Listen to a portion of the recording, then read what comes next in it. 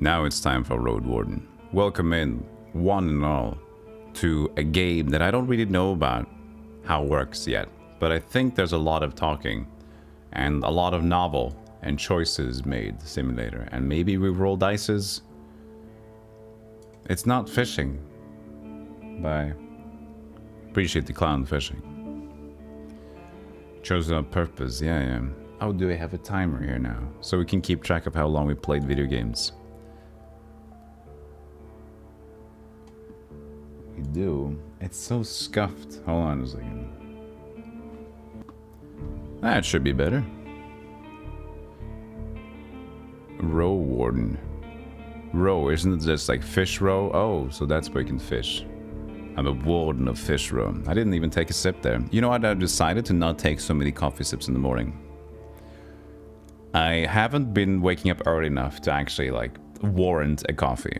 Now, what am I talking about? Well, I'm talking about the 90 minutes coffee things. I don't drink. I sip very slightly, but still, I'm gonna be a good boy. It's almost like I should make the coffee after the first break, but that's gonna take some time, and I don't want to take time. I want to take time to be with friends and funny people, like Normal. Hey, Normal. Okay, let's play some Roadwarden. Dragon carcasses are used in all sorts of crafts, including alchemy and coin making. But there aren't many dragon hunters around. Enter the Windy Meadow. Matches the illustrations. Pixel. Oh. How interesting. I like Pixel. We like Pixel, don't we? We like Pixel. We like Pixel. Tutorials, describe, dev support. That's cute. Achievements, hide. You quit coffee past 2 weeks. Nice. Good for you. Yeah, that's the thing. I don't really need to drink coffee that way. I just want my hot, cozy beverage. That's my problem.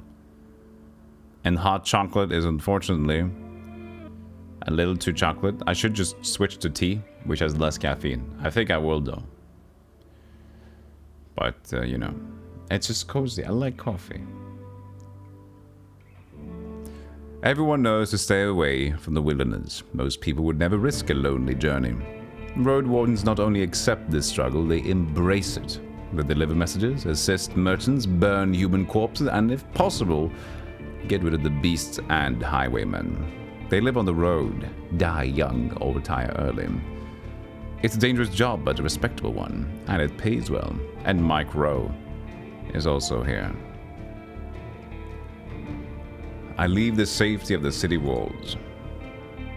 Pick difficulty mode. Restrictive for the returning Roadwarden's 30-day time limit. Increased nighttime damage. No.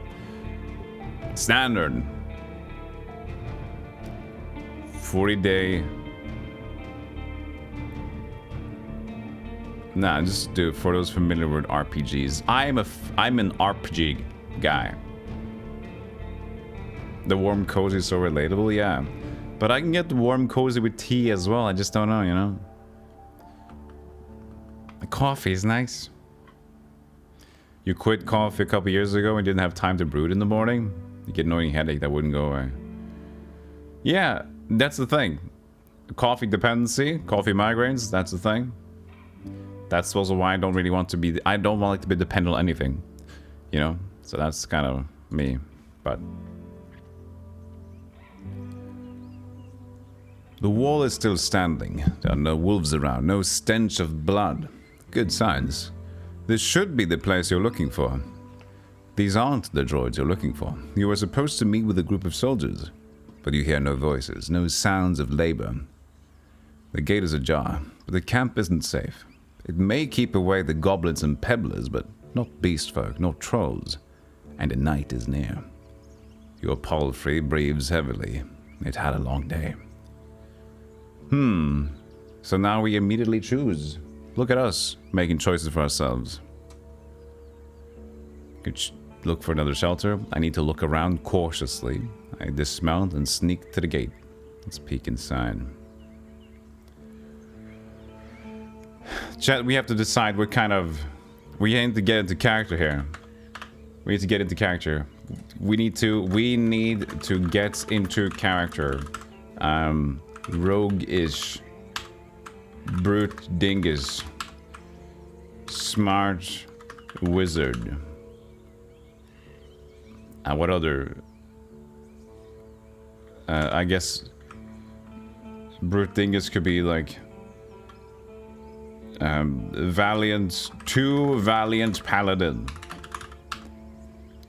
Old and wise wizard.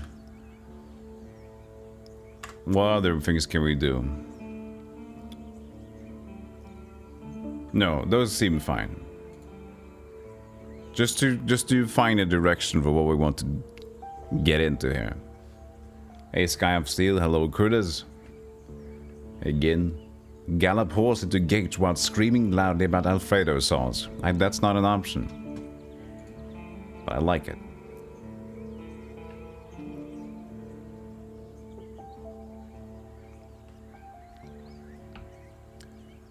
Vote now. There should have been a 1 minute vote. It's a 2 minute vote, so you get to really read these ones. Because here's the thing, I could play this like myself, but I would never be in this situation, which could be fun, but you know, it's cool to put on a character so we can like get a feeling for how we would act currently. As a 2 valiant paladin, which is probably like, I need to be cautious, I need to be smart about it, but he's a little bit too dumb to be too smart, but he wants to be smart. The wizard would always know, potentially, would always expect an ambush and things like that. How I feel today? You were a bit under the weather. Yes, I'm actually feeling better. I just needed more rest.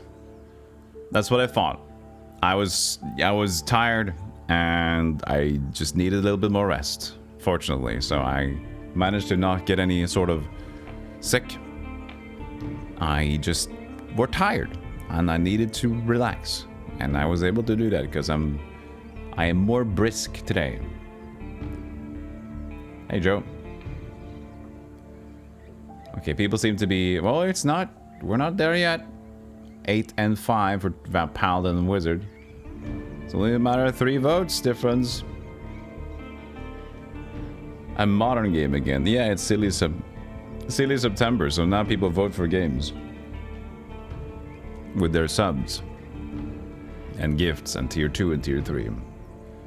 You would have voted for Medieval Accountant who wants new Bard of Adventure. Could also work. Alright, the 2 valiant paladin won the role. Okay. Camp isn't safe. So we know it isn't safe. It may keep away the goblins and peddlers, but not beast folk, not trolls in the night. He wouldn't peek. Enter the camp briskly. Look around cautiously. Considering the noise, you doubt that anyone noticed the clatter of hooves. The short, dry grasses barely cover the arid soil of this valley. But you're maybe a minute away from the edge of the sparse woods, which get denser as they climb up the hills. At best, this trail has a few more years before getting overgrown for good. Hard to believe it's the only route north. Okay, they just took away my option. Okay.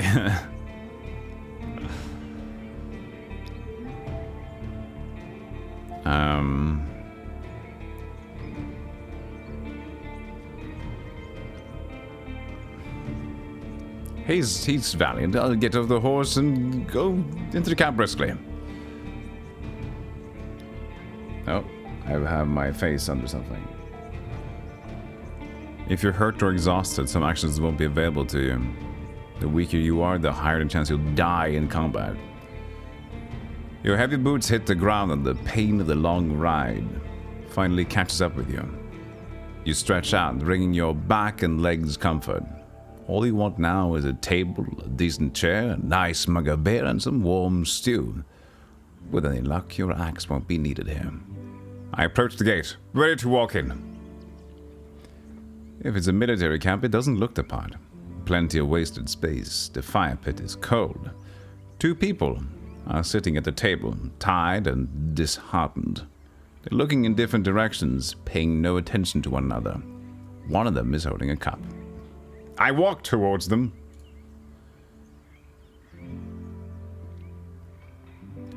Late clip, but you forgot to take it out. Alright.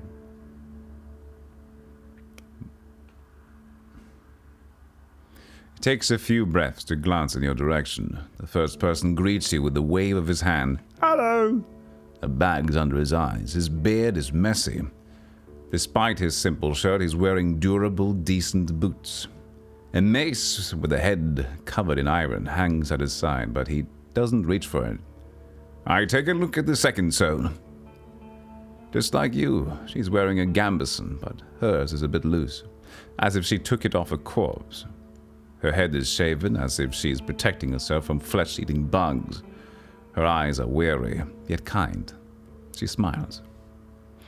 Considering the squad was sent here half a year ago, these 2 surely looked upon, though there should be more of them. 8, you believe. I asked about the lieutenant. You wonder how to phrase your question. Ooh, I will phrase it in a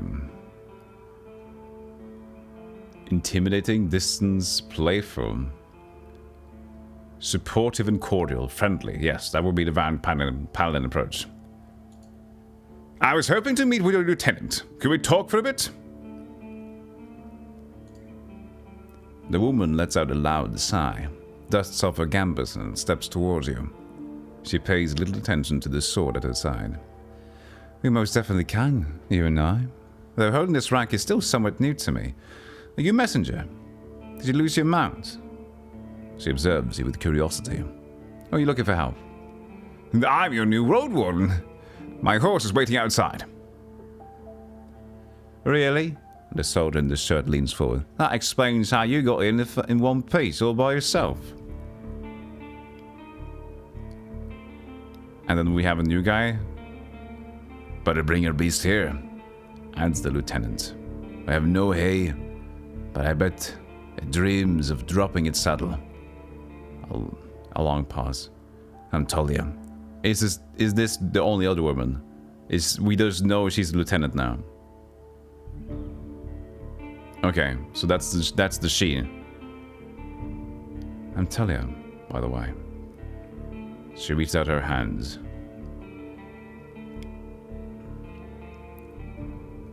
It may be a trap just for her to stop pretending to be embarrassed. No. I'm going to do this one. I am the noble valiant knight. I shake her hand. How do you want people to call you? Chat. Who are the is valiant knight? We always have Jerry. We always have Bep. But we can also have other things. Hey Bolt. Hey Nukes.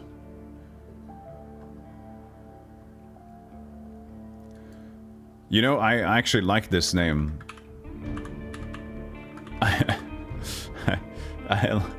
I just rewatched one of the clips because I'm trying to get new clips ready.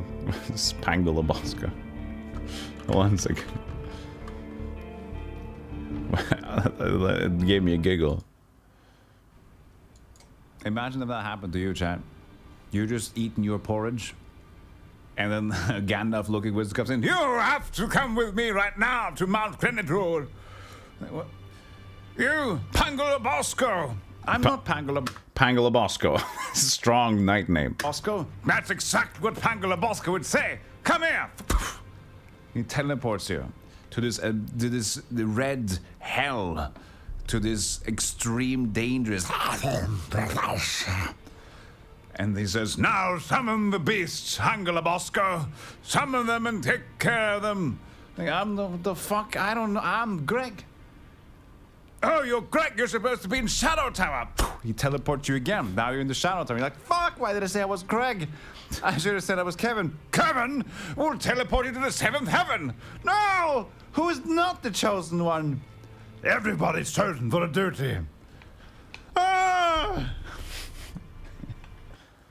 We should be Pangle-a-Bosco.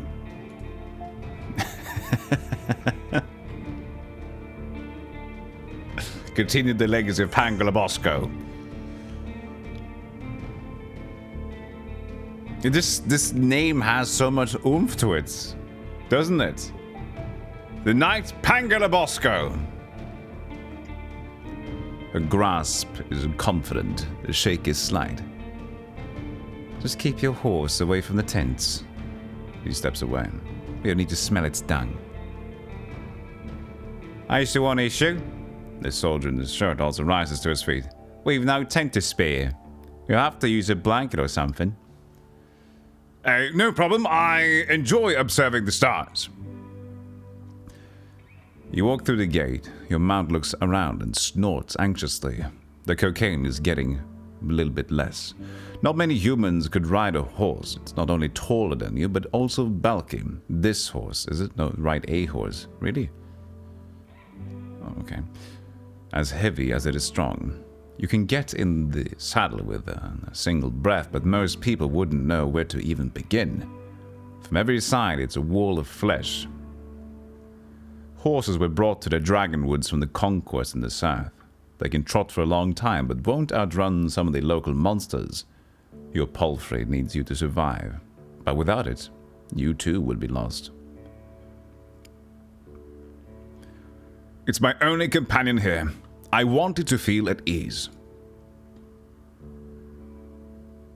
It takes a few steps toward you, scolding you with another snort. You scratch the bottom of its neck, with strength and confidence, just the way it likes it. Humans see useful animals and even pets as monsters in disguise. Getting emotionally attached to them is believed to lead humans to their doom. But you know that horses need companionship. I speak to it gently and lead it to the camp. You end up next to the fire pit. Removing the saddle makes the horse nicker with relief. You take a couple of minutes to examine its back, just in case. While the riding equipment is not that heavy for such a strong animal, with enough time it starts to chafe. You wish it had something better to eat than this shabby grass. You should look for an inn. I need to unpack.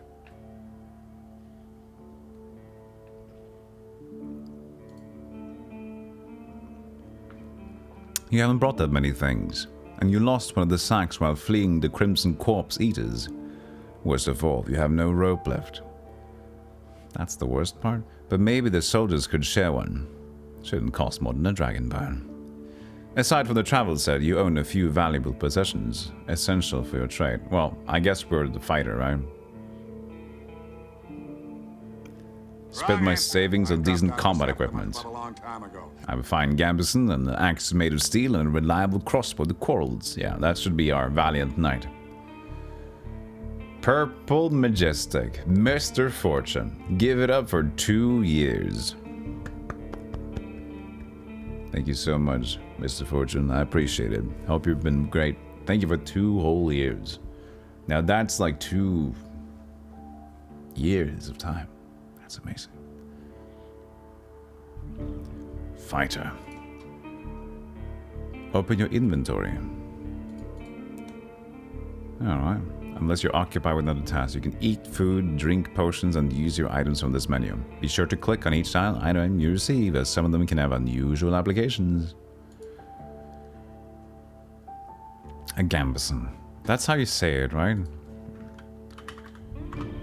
I need to understand.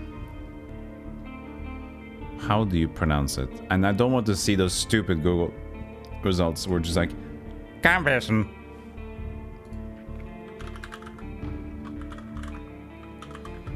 It's like TTS.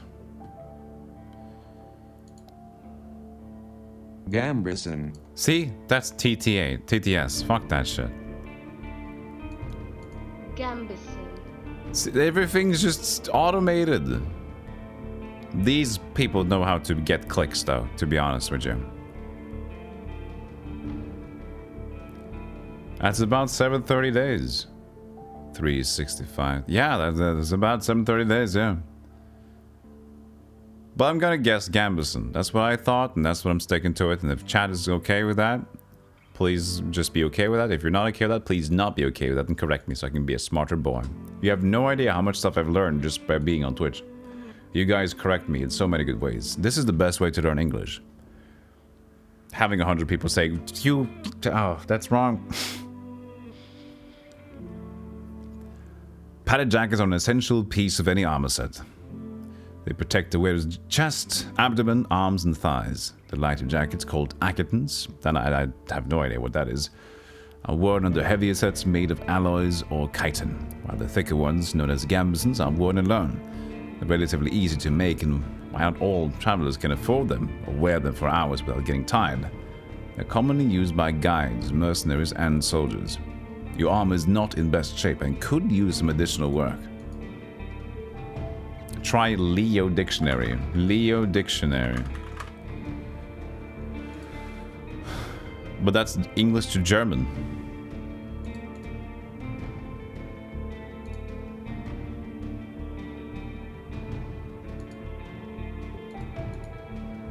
It wants me to register. Wir möchten Sie Leo Org nutzen? No, no thank you. Continue with ads free of charge. Collins? But do you have Collins Dictionary? Do I need to learn how to spell the morphology stuff? Okay, I have both the websites, but the one is like German, specifically Leo.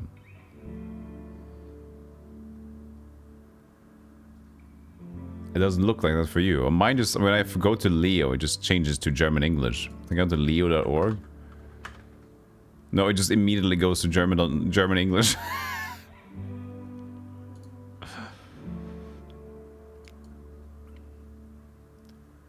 They have pronunciation there.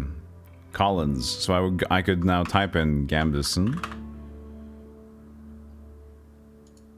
Gambisen. But I need to... Do I need to say it in French now? Gambisen. Gambisen. So they're TTSing the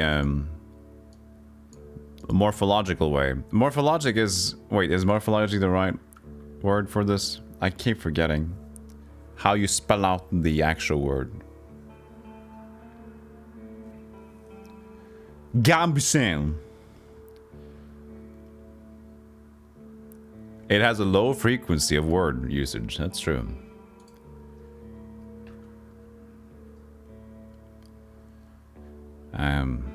You unpack and inspect your belongings. Your water skin isn't pierced. The spare clothes are still there.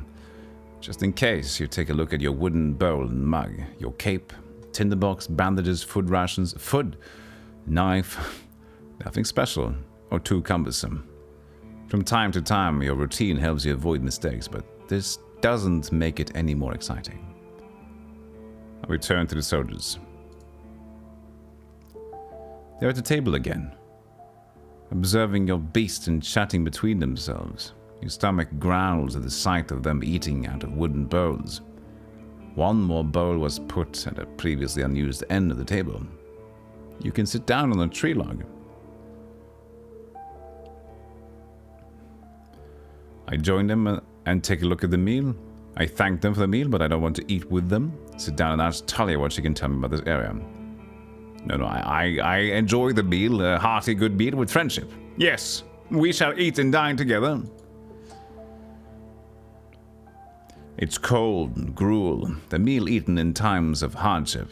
This specific bowl is filled with water, hog millet, some strange-looking cereals, and blueberries.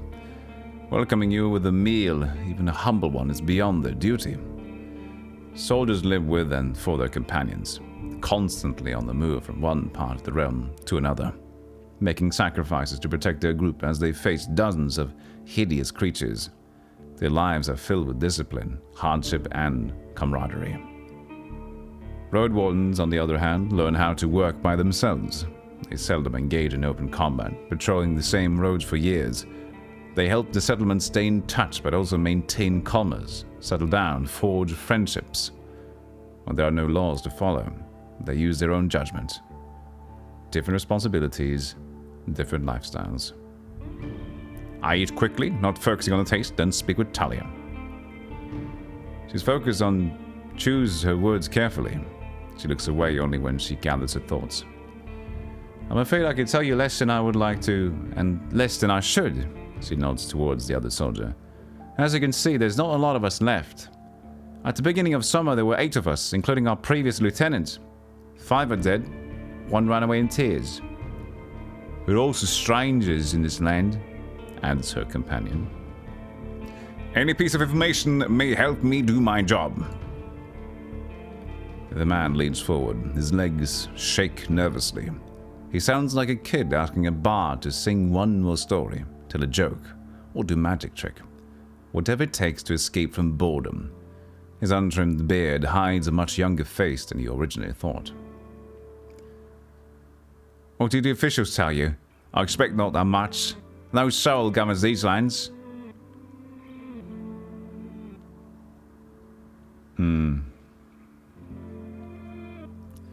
This is hard to pick between the paladin here. I share what I consider to be relevant, or what I've discussed with the officials should stay between me and them.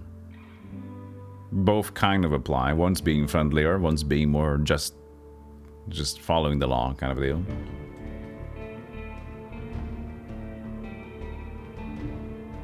It's not the same answer, it's about the approach. This is trying not to be secretive about it. This is mentioning that I can't mention everything. No, it's different. It's not just that I'm not telling. If you talk to somebody and they ask, "Oh, how was the business trip?" I'm afraid I can't really tell you that much about it. Sorry. Or like, "Oh yeah, well, what happened?" Blah blah. And then it's like, front, secret, or like, "Hey, I'll show this." Yeah, Fabba. It's an action, not a statement. Yeah, well, they're both things. This just, for some reason, this could have been just a statement as well. But for some reason, they decided to have this one be specifically the quote, exactly what I'm saying.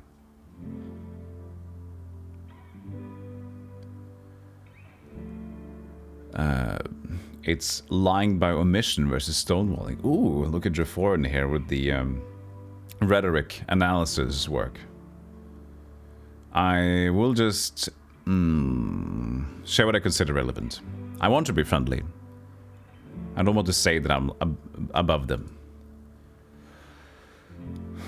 You tell the soldiers how little guidance you've received, since this area is too far away from Hovlavan, Gesundheit, to keep it under control. You warn that it's untamed and unknown. Who knows how many villages, bandits or monsters may be found in these unmapped hills and forests. From time to time, new people come here to look for boundless opportunities. Most of them never return. Do they turn into walking corpses, or find what they're looking for? No soul could tell me, so I was looking for your guidance. Ooh. The lieutenant drinks from her cup and crosses her legs, ankle on knee. Ankle. Oh yeah, like that, okay. I was like thinking...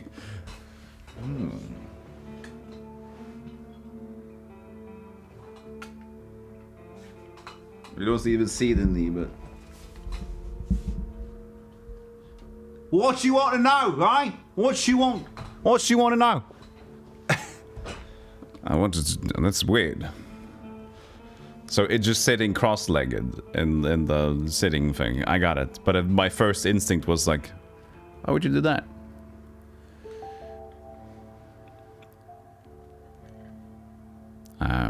Seeing a chair makes you doubt she'll ever find a comfortable position.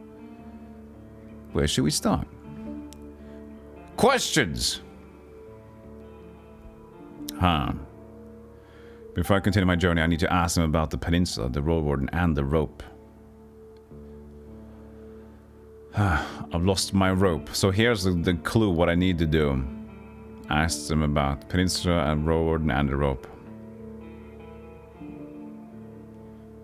I've lost my rope. Could you spare one? You're in luck. She heads toward one of the crates and moves aside a large linen sack, revealing a rope. She brings it back and nonchalantly sits down on a chair. Take it.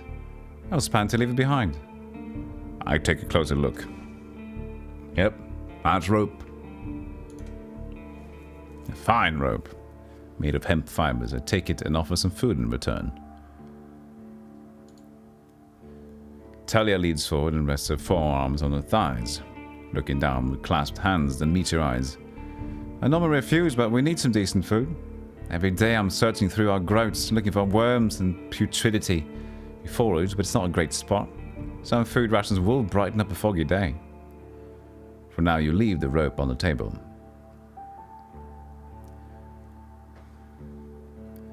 Hey Gibbon, hey Phobo. He lost his rope. Finally had marijuana fibers. Gotta smoke that 420 blaze it. Gotta blaze that 420.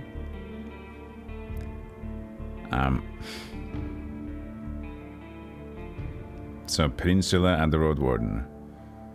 Any ideas what happened to the previous Roadwarden? Talia takes a deep breath. Not a bit late for a rescue mission. Hadn't heard from him for almost half a year. The soldiers speak for a bit between themselves, trying to get their story straight. They confirm that he had stopped by the camp a few times, but stopped showing up at all in early summer. The bearded soldier starts to scratch the table with the tip of his knife, without looking at you. I don't remember his voice. Always busy, drowning in things to take care of.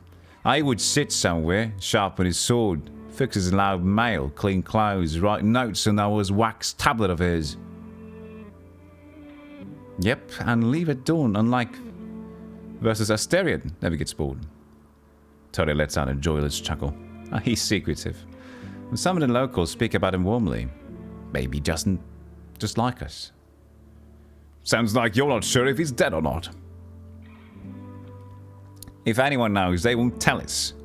Maybe someone is keeping him in a basement. The man carves with passion. We haven't seen him. Or his Saurian. Something ate them, I'll bet. The officials have hired you, right?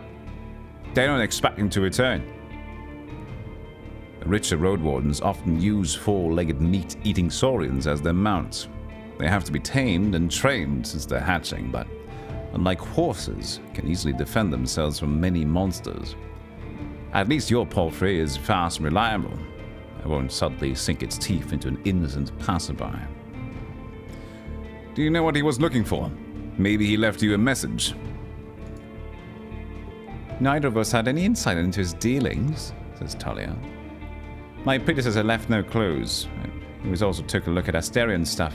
No, wait. She raises her open palm. I almost forgot. She stands up and heads to a nearby tent. His kids in a village near Hoblavon was planning... This is like Volavon. His kids in a village near Volavon was planning to take all his things in there. A pouch, a second spear, a decent bow, and some potions. Quite a treasure. She glanced at you.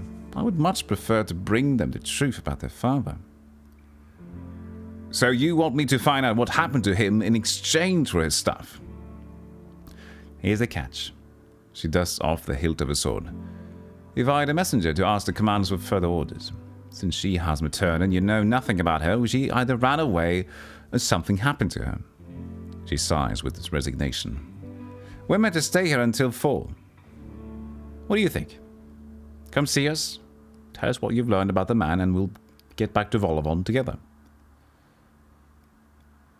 You think about your real mission. You were planning to return to Volavon in the early fall anyway. Hey, thanks, Phobo. Rations got low and they ate the Roadwarden. If he's alive, I don't think he's going to be happy about me taking away all of his possessions. True, but he's considered dead. I doubt he'd begrudge you on anything, and who knows, you may just find his shell lying on the roadside tomorrow. He wears mail, uses a spear mostly, maybe 5 feet tall, but stout. Long red beard, short hair, pale face, and rarely smiles. She glances at her companion, but after he adds nothing. She sits down and stretches out her legs. So, find what happened to him? Dead, alive, left, just let me know. Peninsula. I need to talk about the peninsula. What shall I know about the peninsula? I'll tell you what I know. And you'll be the judge, says the lieutenant. How long did it take you to get there from the city? A decent palfrey, I guess it would be 3-4 days? When you confirm, she continues. From here you can reach the coast in about a day. As long as you don't make any stops. Do you know the situation, why no ships can get here? You nod. The sea route allows Volavon officials to keep in touch with the coastal villages. Collect taxes, move the soldiers, collect lumber and deliver tools. But maintaining order on a wild coast, such as this one, is like filling the ocean depths with coins. Because of the rocks, you can hardly stop a ship 5 miles from the shore, and boats can't get much closer. She nods. Don't know much about fishing, but there's not that many people living by the shore. And I don't crave to stay in touch with the city folk. As she pauses, her companion carries on. No soul from the north ever came to the camp. While we travel the roadside inn, pelt to the north, are happy to trade and to play dice. Why not just stay at one of the settlements?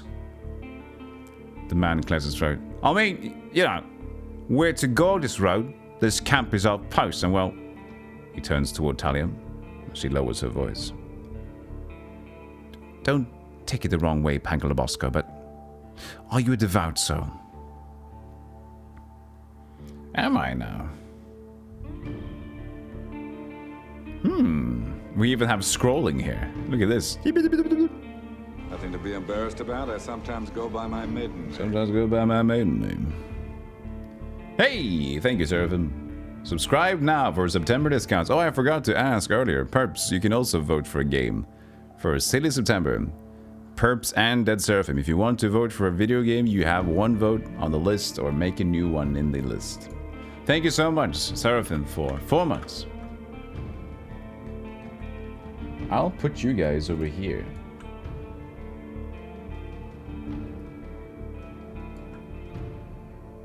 And with the blur. But it looks better. Except for the scrolling, but...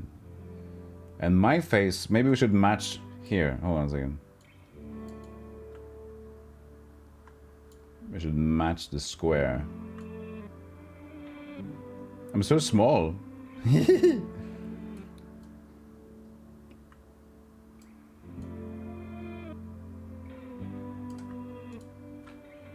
I'm very small. Hello! It's fine. Vagrant story. 7. Cemented more today. Nice.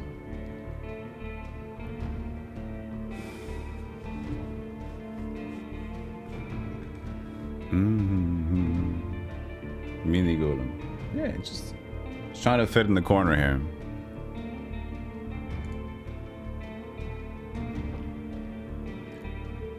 Okay, we are a very good paladin warrior kind of type, so we'll see him. Are you a devout soul?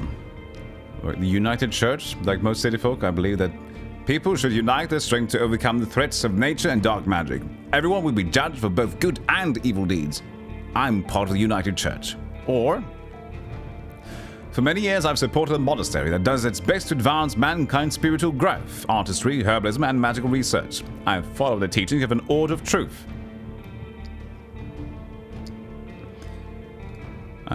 From a small village, for me, the freedom of shell, pneuma, and soul are the main virtues of life. My community is unique and independent, and so are its members. I have a place in my fellowship. Or, I have a strong connection to nature and spirits, and follow the path of my ancestors. Some of my beliefs may be considered sinister and treacherous by the city folk. You'd probably call me a pagan. No. It's like... Order of Truth sounds good.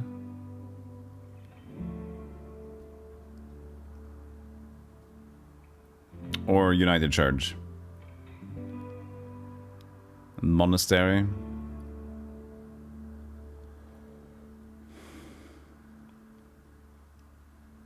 There's herbalism.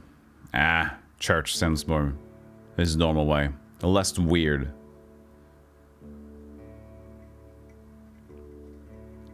Yeah, Roadwarden is going good, man. It's very story focused.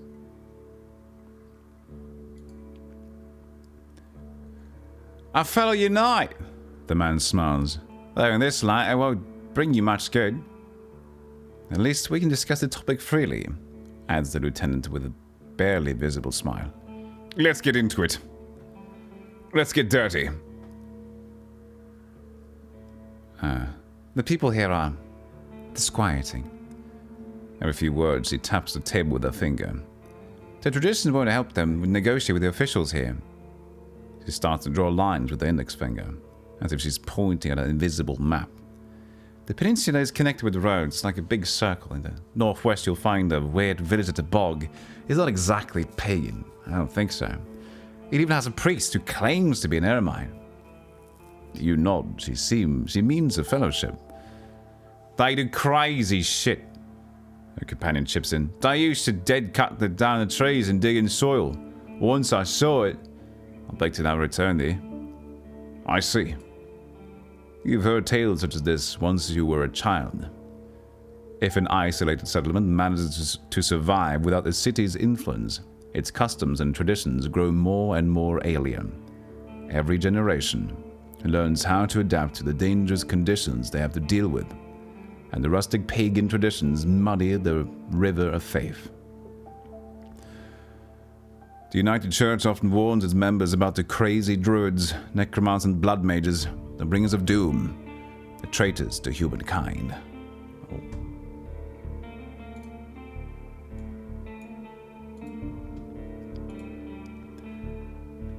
Were you able to speak with these necromancers? Or, how about east? Any monsters? No, let's ask about the necromancer question. You can see why we were not eager to go there if we could avoid it. The lieutenant chuckles. Maybe they'll be more welcoming to Roadwarden. The roads are dangerous, with little to no shelter. People need your help. The man in the shirt turns a bit and points a finger to the northwest. If you're heading to the end of the village, you'll get to an inn first, and soon. Teddy nods. Tell to the north is a safe place. You can talk with the innkeeper, the guards, and ask them about the road.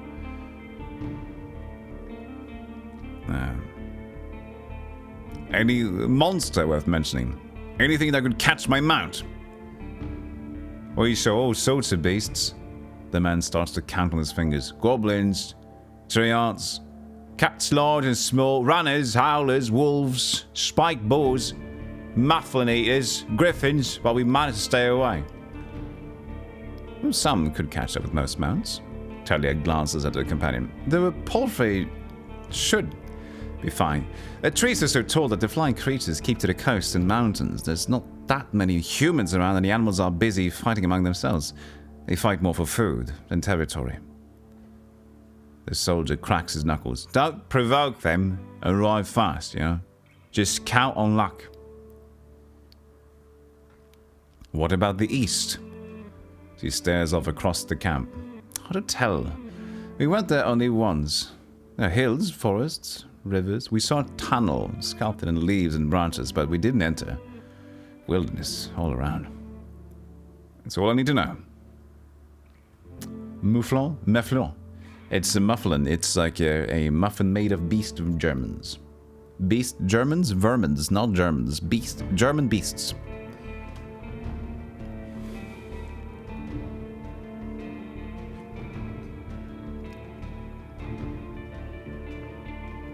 I'm afraid we can't do no more for you.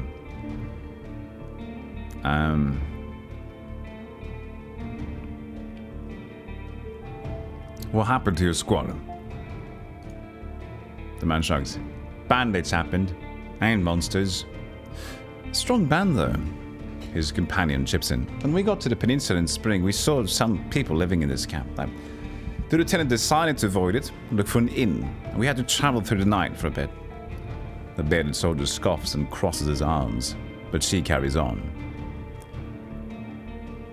If he had decided... If he had decided otherwise, we would have all died that day. The innkeeper explained that the camp is a trap, and the armed ones pretend to be soldiers, stay there at night, and lose everything you have. Sounds like slave hunters. Very much so. They killed some, took others away, who knows where. They were letting the northerners go, hoping to avoid their wrath. It kind of worked, answered the soldier. We asked them for help, but they refused. We had to clear the entire camp on our own, and that's why 3 of our people died. Don't exaggerate. It's not like the lieutenant didn't make a mistake. He wanted to get rid of them and take over the camp, but we didn't know our enemy well enough. We were outnumbered. They had an ice mage. At least we cleared the road. We saved lives. You mentioned monsters as well. Oh, nothing that would surprise you. Those of us who survived the skirmish were young, too inexperienced to spend a summer in this place without a good leader, and they didn't trust me. One of them, caught by a tree hunt, another one ignored my orders to perform some sort of a ritual hunt, so a werebear tore her to pieces. The last one tried to act tough, didn't tell us that he had cut his hand while cleaning his gambeson. We had to cut it off, and he was so ashamed that he decided to walk north, find a new life, disappear. Idiot. What a colourful journey. The man tries to drink from his mug, but it's empty. You've made this place safer. Barely. Talia seems tired, and who knows if it was worth the lives and effort.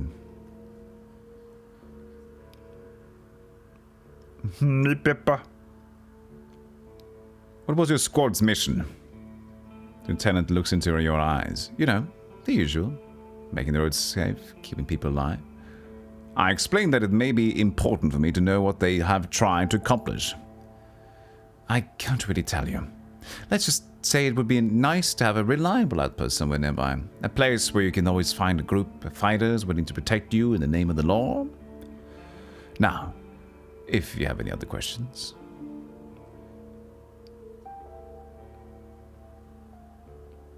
Yeah, I mean, it's a perfectly normal way to potentially die back in the day, you know? You don't have a good way to treat infections, and there's a lot more infection going on because of, you know, bad hygiene. Just one little wound. That might be it. One wound in the wrong time at the wrong place. And that might be you slowly dying. It's horrible. There's actually a recent thing as well. Some person that I know, unfortunately, very unfortunately, this is actually pretty sad, but out camping, and they just had like they cut themselves while camping, and they got a bacteria in the wound, and this is like some months ago, and they didn't think too much about it because it was just like a wound, you know. They just cut themselves during camping and barbecuing, or like eating in the campfire, and that was apparently a meat-eating bacteria that festered. And that person has lost both of their legs now. So that's fun. And trying to have a working hand. So, you know, that was a random shit thing that you don't think about, and then that just happened. So, things can happen pretty fucking fast in that regard.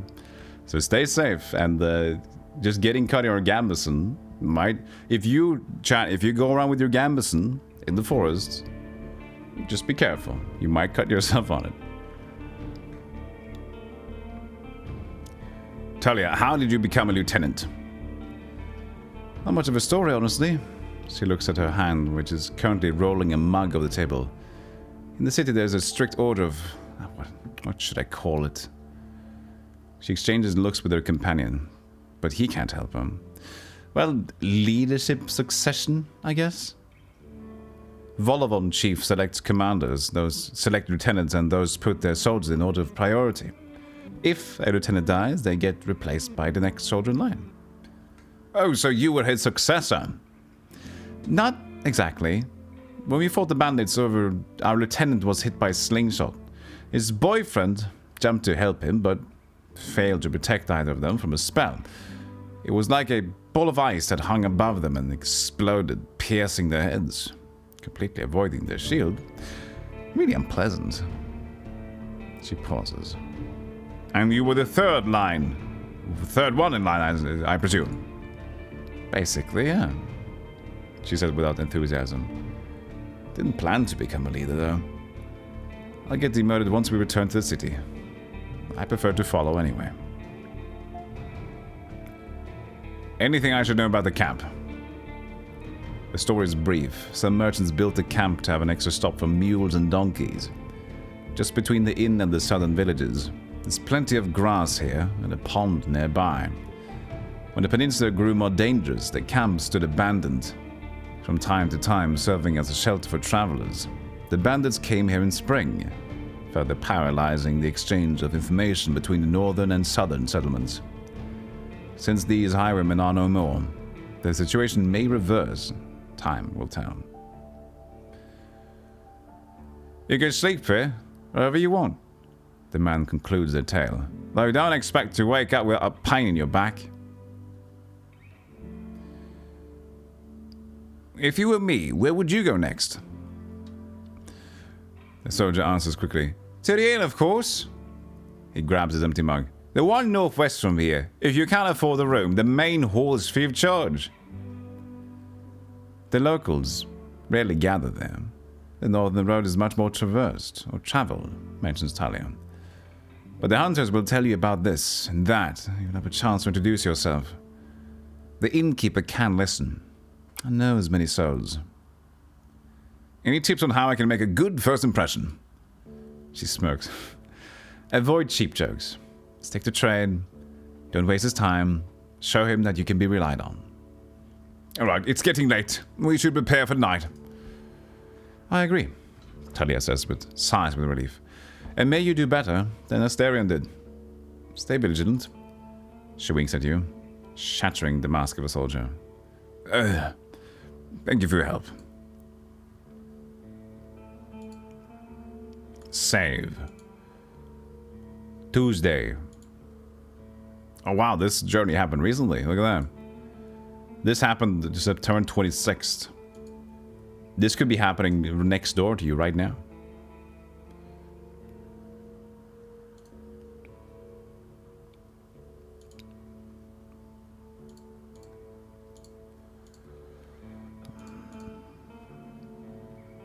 This is a lot of Dark Souls extra info, but I think we have.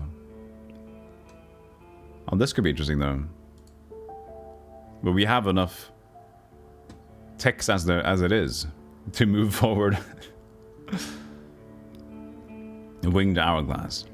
The Winged Hourglass was adapted by the largest religions of the 10 cities: the United Church, the Oaths of Truth, and the majority of fellowships. It's used in temples and funeral rites, but also to decorate expensive codices. Stop. Stop. Codices. It's a codex. It's a plural of codex. Codices. This is again from the Collins Dictionary. That seemed less TTS. Codices. Codices. Okay, it's a plural expensive codexes. So it's not codexes, it's codices. Who will remember that information? That little tidbit in the future? Maybe not me.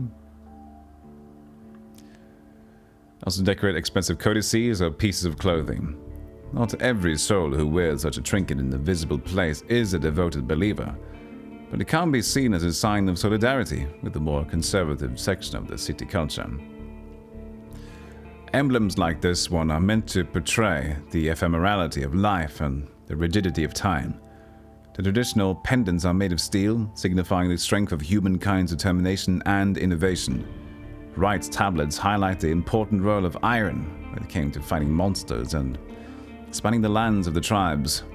Other materials such as bone, gold, or even wood are also used, though various communities interpret such alterations in their own ways. The pendants made of steel are not so contentious. So, just like the Holy Cross. Hey, Lars.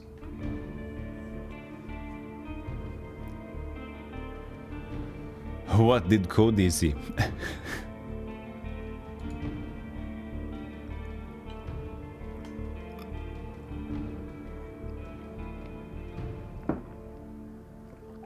One more thing, if I can.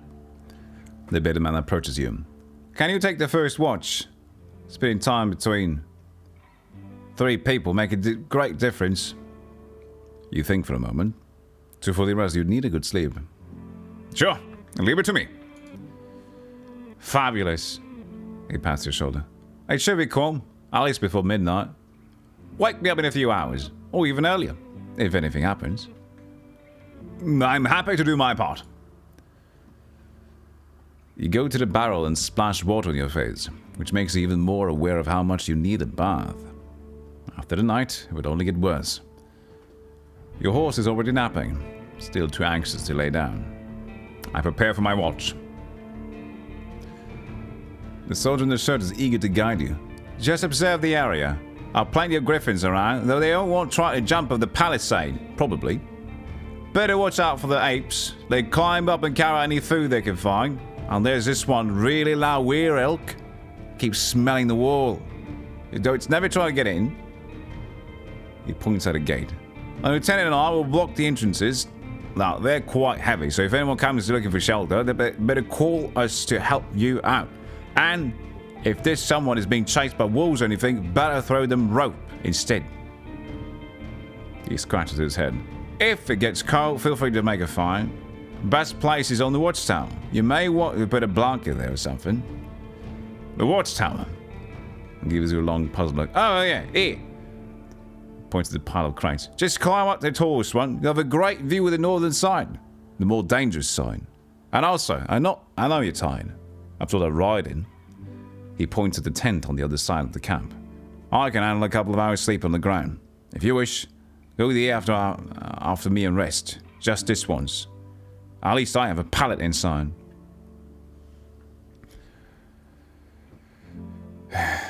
Thanks a lot. You put your blanket on the tallest crate and sit down. The night is warm, but the sporadic summer breeze brings gentle refreshment. From time to time, your back aches, and you have to force yourself to keep your eyes open. The light of the moon helps you focus on the tall grasses. For most of the time, you spot smaller critters and birds, but there are exceptions.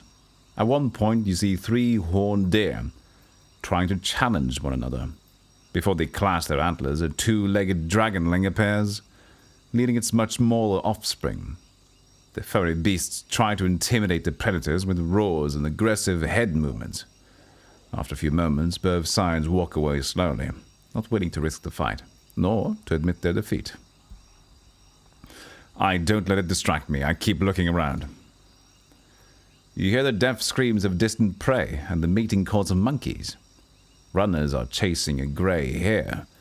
A group of musk oxen lazily chew the grass, preparing themselves to sleep. A dusk fox is running together with a lynx, making playful screeches.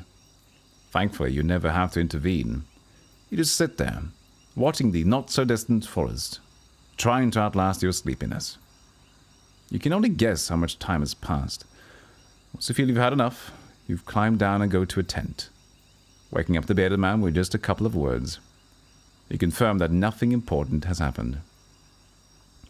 I gather my things and squeeze into the tent. I use my bag as a pillow, put my blanket on the pallet, and cover myself with my cloak. Sleeping in a tent is not the stuff of dreams, but it's a much welcomed rest. The pallet keeps the cold soil away. The moonlight saves the outside world from the eerie gloom. You listen to your own breath and find a comfortable position. Your job starts tomorrow. I focus on the real goal of my journey. Explore journal entry. The Merchant Guild wants to take control of this realm. Your wardening duties are secondary. First and foremost, you need to explore the peninsula. Learn about the territory, resources, and threats. Get to know the locals. And, if you can, convince them to consider negotiation with Volavon officials and traders.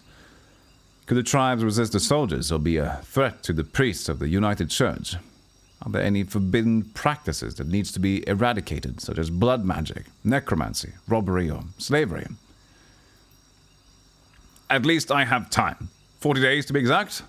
I need to be as thorough as I can. Once you finish your reconnaissance, you should speak with Talia and return to Volavon. There you report back to employers and get your reward. In the meantime, you have your own goal to pursue. Gather coin. Sibling from debt collectors? So I can retire early? No. Become a major player in the Merchant Guild? I want to remember it as the soul who brought peace in order to his realm, a hero?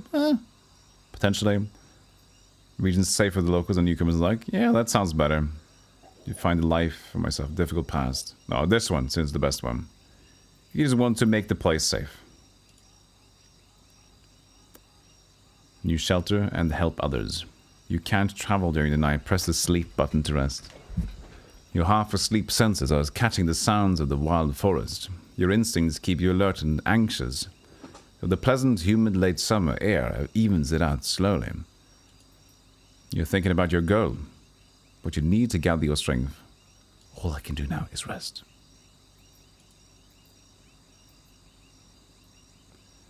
You can spend the night in the borrowed tent. It's nothing special, but it will protect you from the wind and rain. The ground won't be painfully hard nor cold.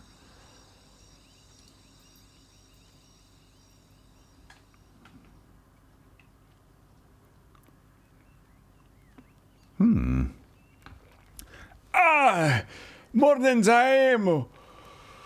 Ooh, I slept well! That was an excuse for me to stretch, because I felt the roll. You're woken up by sunlight, well rested and ready. Without haste, you gather your things. After only a couple of breaths, you notice a weird smell, like a roast. No, burning meat. Burning, rotten meat.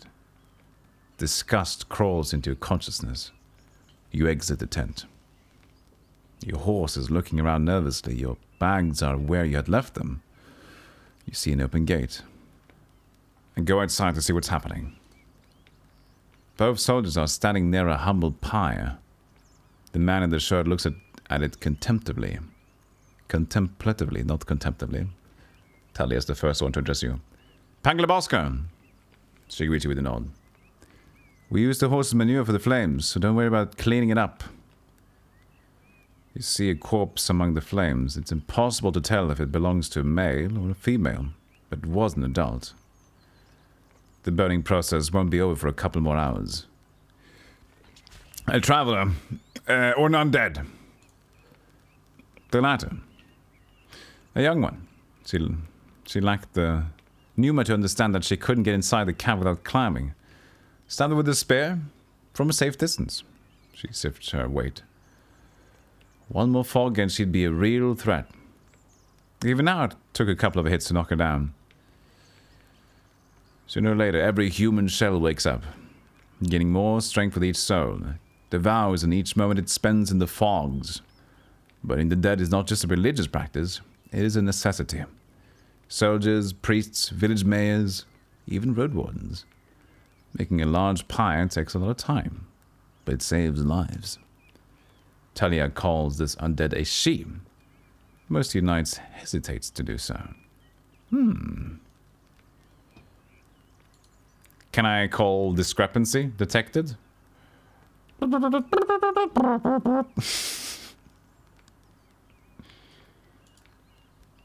Time for me to leave. Running away from Reek, huh? I don't blame you. She walks with you for a few steps. Find us here, if you need us. Or if you learn what happened to Asterion. There's enough ground here for you to rest. Safe travels. These words make you stop.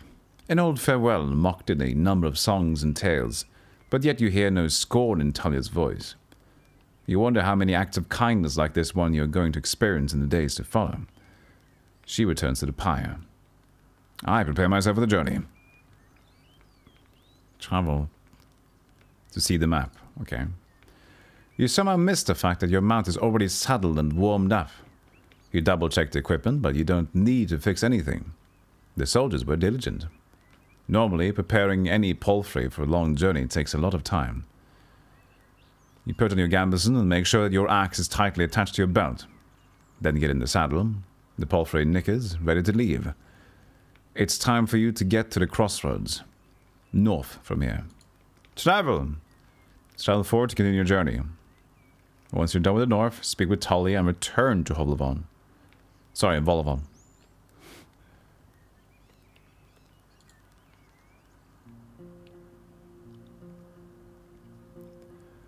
Even at a later hour, you wouldn't expect to meet any travelers in the valley.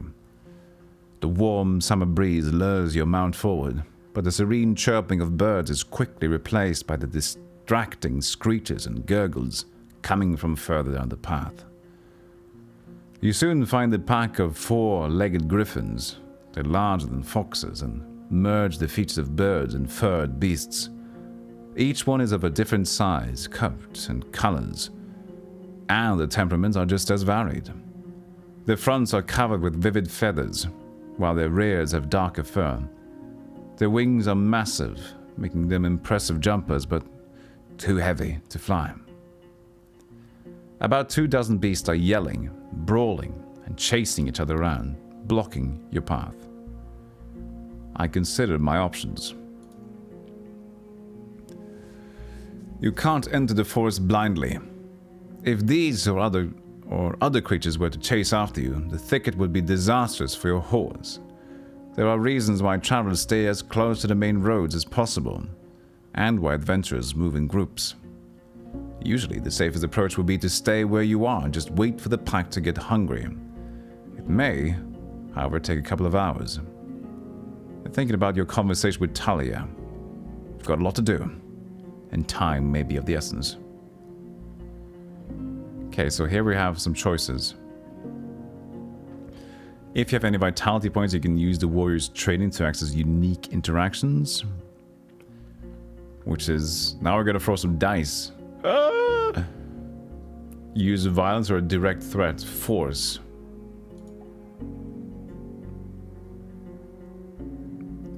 It's under my face, so you can't see this one. As an experienced warrior, you gain an advantage during physical struggles.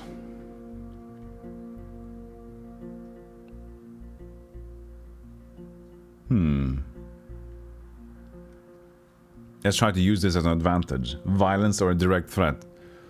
Jerry is a bit crazy. I mean, Pangalabosco.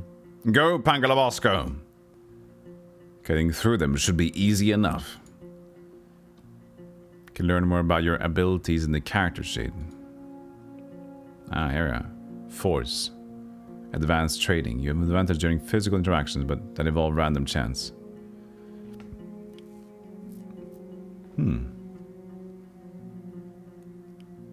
Cleanliness. +1.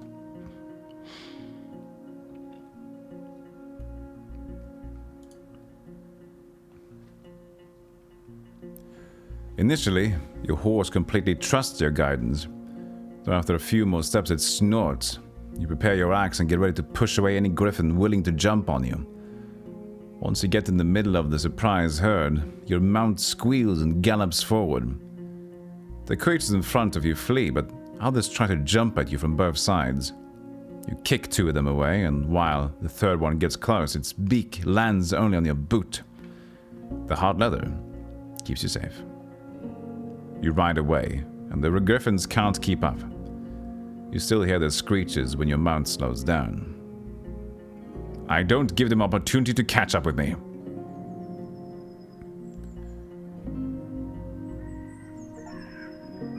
I said hide achievements. So, that's fun. So, I have hide achievements on in the game, but my Steam achievements are still on. Ugh. Whatever, it's fine.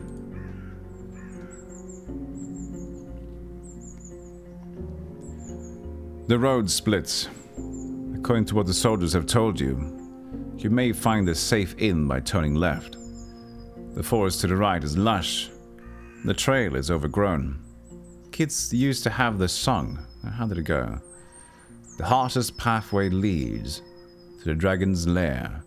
Those who search for treasure, do you truly dare? The signpost in front of you doesn't make your situation much clearer. It was put here by someone who can't write, for folks who can't read. Covered in old red paint, it points east. Blood there, as people say. Danger to be found. There's not a soul to ask for guidance. Yes, Steam. You shall not ignore the progress you make in this game. This game has an insane, nice progress to it. And you shall have tuku tuku. Yes! Eventually we're gonna get more Twitch achievements, you know? You're gonna sit watching my stream once, and you're gonna hear pop pop pop pop, an achievement pops up, and it says like, you watched 3 adventure game streamers in a row. Nice! So you just go to different categories and like, you go to 3 point and click gaming categories. And it says, you're an adventurer, and you get pa pa pa pa pa pa. And then you get an achievement for like Souls-like stuff as well. You watched 20 hours of Souls-like games. Hey, Shaka. Well, thank you. Oh, thank you so much. That's a very nice compliment. I appreciate that. It's very, very nice of you to say. I also have a very good squealing voice. Made from a certain cow-level enthusiast. Hello, I like your stream, but your infantile pitched voice stuff is annoying. Don't ruin your great stream of good old id too. You don't need that. Greetings from cow-level grinding. All the boomer emojis. You watched 40,000 hours of Twitch ads. It would be fun though, right? I mean, we're all addicted to any sort of like boop boop boop boop in your own life. We like that. I think that would be cool.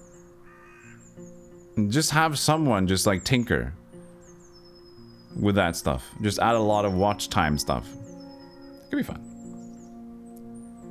I mean, to be fair, having achievements for watching ads, I mean...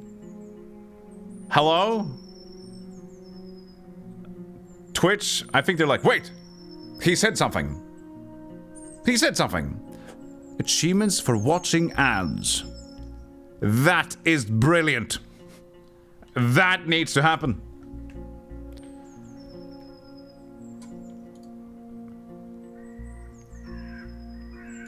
I look at my horse. What's its name? Ooh, the horse has a name, chat.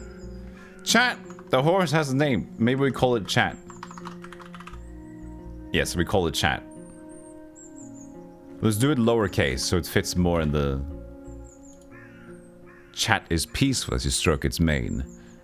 Maybe it can't help you choose a path, but you've spent many years together. Happy to go on, it takes a couple of steps forward. You spot a few berry shrubs and wild cabbages, but they still need at least 2 weeks to gain maturity. Okay, chat, remain peaceful. That's weird. No. I will stroke your mane, and it will remain peaceful.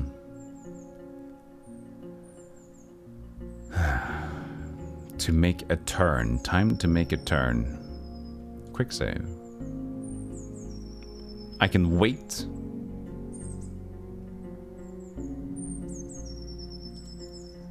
No. Travel. East and west. Blood was east, wasn't it? West. Chat trots with ease, unbothered by the few branches covering the beaten road. The bird songs and distant howls draw your attention to the forest, which gets sparser and brighter. You spot boars, roe deer, and saurians. The sight of a nearby wolf pack worries you, but once you push your hips forward and your palfrey enters a canter, the beasts don't even begin a pursuit. The speed alone will protect you from many dangers. You notice a stone tower, taller than the trees. It must be the inn I've heard about. Yeah, you do need a good brushing. Inns like this one fit the regions traveled by merchants, but you wouldn't expect a place of this size in a forsaken peninsula. The stone and lumber must have been transported from far away, and the workers, guarded by expensive mercenaries, surely lived for many seasons in a primitive hamlet, subsisting on salted supplies. There are seemingly no cracks in the wall, and the building was whitewashed only a few years back. The road is wide and beaten. Dozens of souls could hide, if not in the buildings, then at least in the yard. The expenses and labor put into this fortress were worth many trading ships. 3 armed people are not on the ramparts. Are on the ramparts. I said not. Why did I add not? There are not 3 armed people on the ramparts. There are also not 2 unicorns by the gate. There are also not 5 mercenaries singing la la la la la la la. There are 3 armed people on the ramparts. Though you only see what's above their waistline. They're leaning on the parapet, right next to the gate. You think you notice a glimpse of a smile. They were gambesons. Each one of them dyed differently. Yellow, green, and linen grey. I approach the gate. A woman in yellow armor leans forward. She has long, curly, disorderly red hair, pointing in every possible direction. This combination of colors doesn't work at all. In the woods, one would have to shout to draw this much attention. There's still a fair distance between the 2 of you, but she speaks loudly. I ain't seen a horse for years now. I just said it's weird to see such a large jackass. Her voice is young and strong, with an accent that reminds you of the villages spread around Volleyball. But no jackass would wear a saddle, I'd say. She exchanges a few words with the male guard wearing green, giving you time to come closer. Well, this one here says there really are donkey saddles. Say, traveler, how hard is it to ride a horse?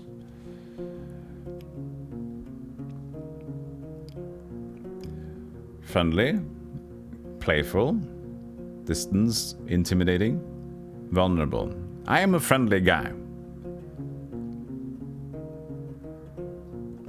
There's like one option that I miss here, like truthful. It's friendly, playful, distance, intimidating, and vulnerable. I would like someone like some sort of, just like I'm just being real with you.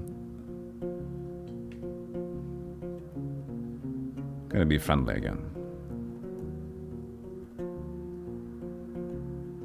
This game's art palette is so good. They really have a... Oh, by the way, can you change that, or does it change on its own? I remember seeing some...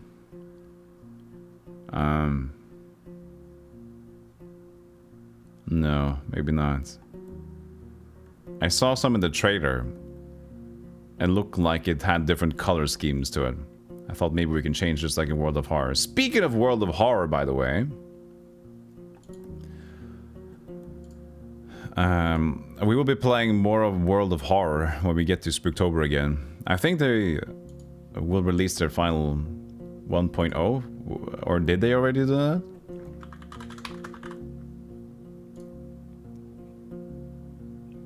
World of Horror launches October 19th. Ooh, there we go, chat. World of Horror 1.0. October 19th. Nice.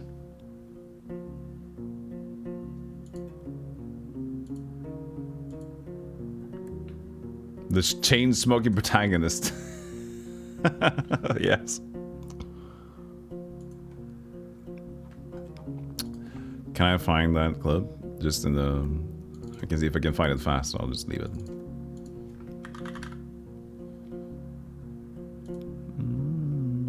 Yeah, here it is.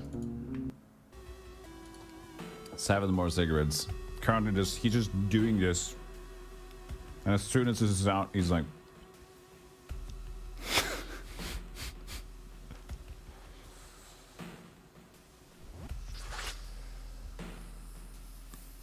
Chain smoke is a tough, tough little act.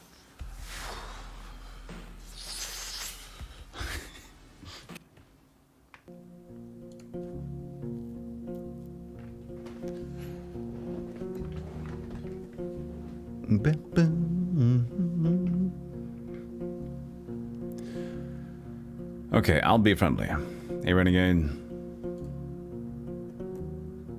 You'd say playful, but then you could also be like Negan playful with the constant threat of violence.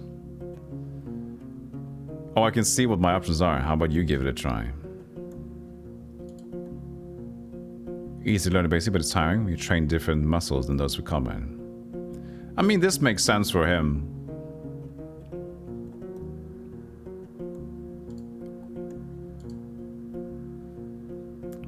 I'll do this one. It's easy to learn the basics, but it's tiring. You train different muscles and those for combat. Oh, you don't say. She gestures for the other soldier to take care of the gate. What sort of muscles?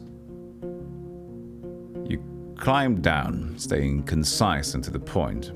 You point at your back, hips, and thighs. Then you do the hokey pokey dance. Then speak about the training routine that a rider follows to stay in the saddle for more than 2 days. As you enter the yard, the woman also uses a ladder to get off the wall, then leads you under the roof where your palfrey can rest, tethered with a cord to the wooden post near some old hay. Once you're ready, go inside and speak with our boss, she said with a shadow of a smile. He has time. There aren't any travelers around. I don't know if she's like being rude or cool or whatever. The other guards take care of various chores. They peek at your mount every now and then as they're splitting firewood, cleaning their clothes, weeding the garden patches, mowing chairs. Moving chairs, mowing chairs. That's the lawn mowing the chairs. Clipping the bushes. Strangling snakes and hugging donkeys. 2 of them are making a rope. You head toward the inn, hearing the piercing scream of a boar from the other side of the yard.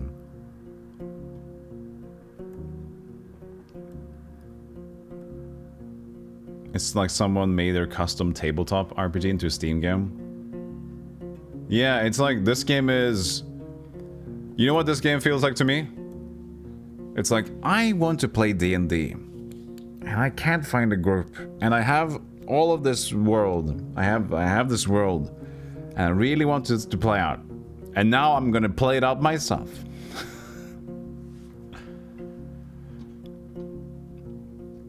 I open the door.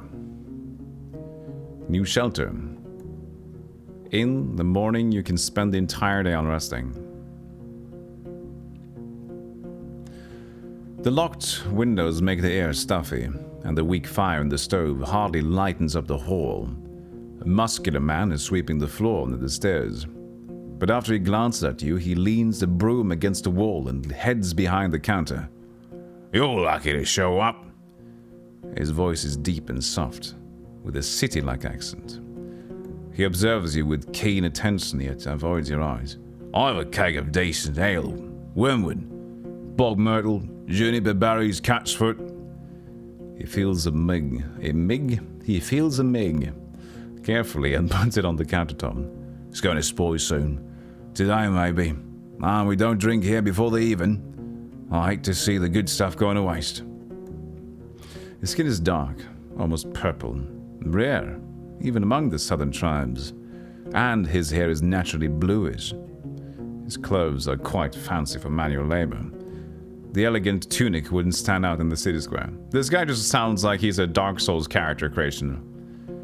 Skin is almost purple. He's got blue hair. He wears an elegant tunic. There's like every person that plays Dark Souls. I stand at the counter. The planks let out a creak after every step you make. So you slow down a bit. You could swear that the innkeeper made little to no noise. There you go. He pushes the mug forward. But you just so you know, my pelt to the north doesn't belong to Volavon. You can sleep on the floor if you wish so, but if you want a bed or a meal, you have to pay. We may have some leftovers from dinner, but I need to check. I see you know how to make friends with the Roadwarden. No. That sounds more like a threat than friendly. Playful. Happy to help as a Roadwarden. I'm more than capable of taking care of the entire cask if you need me to. That sounds fun. He's in the tavern. That sounds cool. I'll do that one. Happy to help. As a Roadwarden, I'm more than capable of taking care of the entire cask if you need me to. He sighs, grabs the wet cloth and starts to wipe down the shelves. From time to time, your conversation is interrupted by splashes of dirty water in the wooden bucket. You're already making me regret this. What do you want? I ignore the ale and tell the man I have a couple of questions.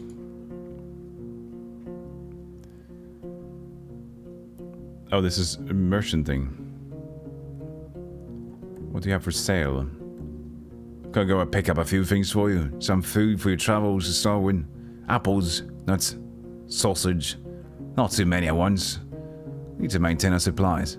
Got an elk fur I don't need. Its buyer was caught by a pack of red wolves. Nice for a sleeping spot. Just as nice for a wall. An almost untouched bowl of soap. Priceless for a traveler. You can't tell if he's being sarcastic. Made of fine oak, ash, strong. Like you should have some better supplies before you start your own bathhouse. After you mention you'd like something more useful on the roads, he looks down. I don't have any blades or armor to spare, but if you pay well, you can take one of our crossbows and a bunch of quarrels. A yew-bow, wool cords, on the trigger needs just a little bit of oil. It's as good as you can get without soaking it in magic. Takes a bit of muscle to draw, but even a 16-year-old can handle it. I won't sell it cheap. I'm ready to give a discount to a helpful ally. Ally? How? Let me take a look at what you have first.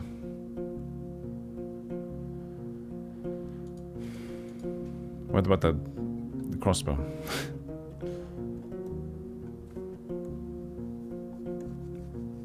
Yeah, box of soap. Do we have 5 cash? Is that it?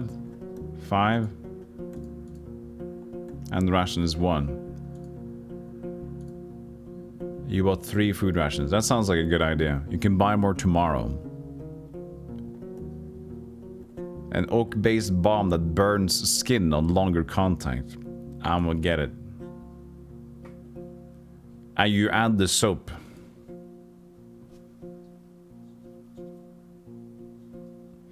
I think the soap would help me with, what was it? Appearance plus 1 cleanliness. So I can have more appearance.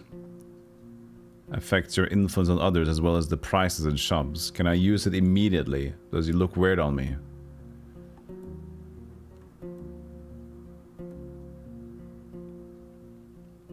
There's chat. Chat is valuable. They can't survive in the Dragonwoods on their own. They're owned by Golem. Cool.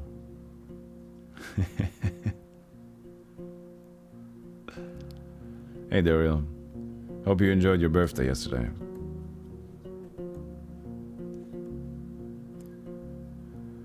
Where's my soap?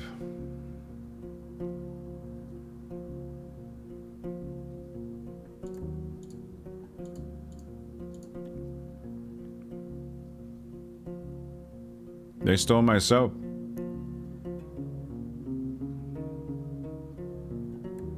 Show me your wares. Do you have anything you'd like to buy? You pull out some items, but the innkeeper shakes his head. I don't need those. Nor could I sell them to anyone. I'd rather make coins than waste them, so bring me something valuable. I'm looking for Asterion, the previous Roadwarden. How do you know? He goes to the table and invites you to sit down with him. I don't think I'm going to be much of help. He rests his elbow on the tabletop and grunts quietly to clear his throat. But I do want you to find him, so... When asked about his intentions, he measures his words. Asterion and I made a risky deal. Well, a promising one. Last time he was here, he took 50 coins. My half of the investment. He knocks on the table with a fist. Anxiously. If you get my coin, or at least find out what happened to the guy, I'll make sure you won't be disappointed after bringing me the news. Could it be that Asterion stole the coins and ran away? He looks at the window and starts to play with the shutter. I just think Asterion ain't the kind of soul that would do such a thing. For him, it wasn't much of a fortune. I'd risk saying he had earned my trust. Not only mine, you know. It's easy for a Roadwarden to make connections. They always have places to go, things to take care of. He rubs the table with his thumb, as if trying to clean an invisible stain. Of us travelers, I've sent a couple of my pals to find him. No real news. I know he stayed in the White Marshes for a day. It was meant to do something for the people there. It's a village in the northwest. Stay on the main road till you reach the bogs. Enter the bogs. You may get there before dusk. So, let me know once you find anything. We may get returned to this whole investment thing. I'll think about it. I could eat something. Do you have any leftovers? Yes, I feed them to our boar. I won't give them away for nothing. He tells you to wait, then leaves the building for a few minutes and returns with a wooden bucket and a long stick ending with a hook. Go through the gate and turn left. You see a bunch of bushes. And we need some berries. Bring me a bucketful. It'll be done in half an hour or so. Your horse could use a nap anyway. And I'll prepare something to fill you. The hook is not made of metal or wood. It's a long, curved claw, almost black.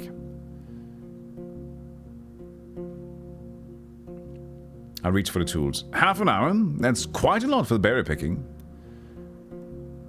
The tools are cold, not too heavy. You notice a pair of thick gloves at the bottom of the bucket. The berries are not the problem. The innkeeper smirks. I like the snakes, but I'll scare them away with the stick.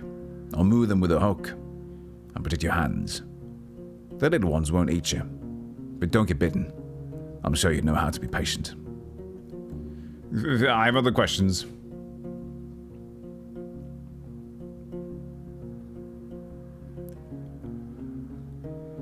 Any rumors worth sharing? He crosses his arms. I don't like to talk with people who ain't nearby. Tell me first that you're someone worth changing habit for. He doesn't trust me enough. I didn't expect to find an inn of this size in a place such as this. So you know a thing or two after all. His mocking tone is soon replaced by a gentle smile. It was built long before we arrived. It didn't work out well for the previous owners. Once the war ended, they left. Not enough travelers. Bad trade. The villagers stick to themselves. We, however, came prepared, and now we're prospering. When you ask him how they can afford all the supplies, he runs his fingers through his dark hair. Not against running an inn, but we don't rely on guests. We're the ones doing all the trading. My hunters are a clever bunch and stay safe in the forest. In exchange for furs, claws, and bones, we get what we need, and more. Both from the south and the north. He moves to the window and peeks outside. Oh, we have a good life here. Spend a whole lot on armor. Crossbows, lumber, spears. But in another 10, maybe 20 years, we'll have enough savings to move to Volavon and not work for another day of our lives. We take risks, but smartly. Our team is stronger than ever, and I got big plans for us. Should I say it's surprised to find a purple-skinned man? I don't like where that's going. Mr. Pangalabosco? Is there a good story behind the inn's name? I mean, there's a story, but not a good one. He clears his throat. For years, I wanted to have an inn called Pelt, but in my city it would be in bad taste. Taverns and inns named with a single word but cheap, with a nasty reputation. It was the Claw and Mugger, Basilisk and Blissful, I think. The good places used at least 2 words. Empty barrel, a rose and helmet, Empress's smile. Pighead was the exception, but it was a real dive. In my soul, it's just still Pelt. Pelts are what we came here for, and what will make us reach our goals. I don't want to say this.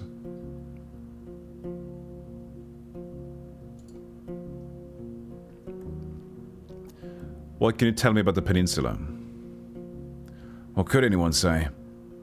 This place doesn't even have a name, unless there's an old book in archive that no soul knows about. You know what? I'd call everything from here to the coast. I call it the hunting ground. What? It's not us who hunt. Keep that in heart. But the beast in all shapes and forms. His words gain confidence slowly, which is strengthened by his deep voice. I've lived in this inn.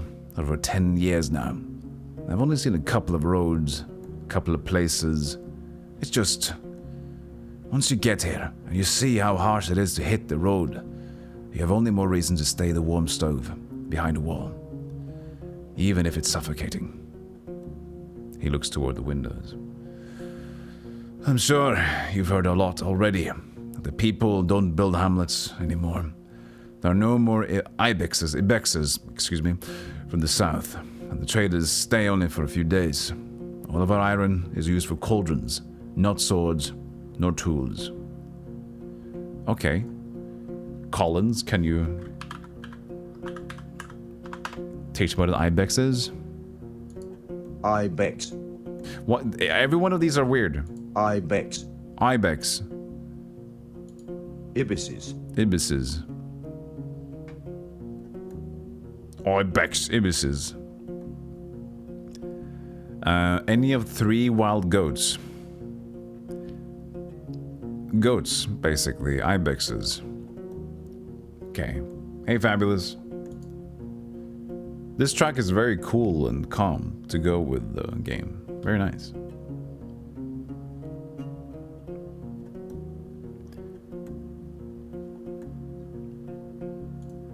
Ibexes.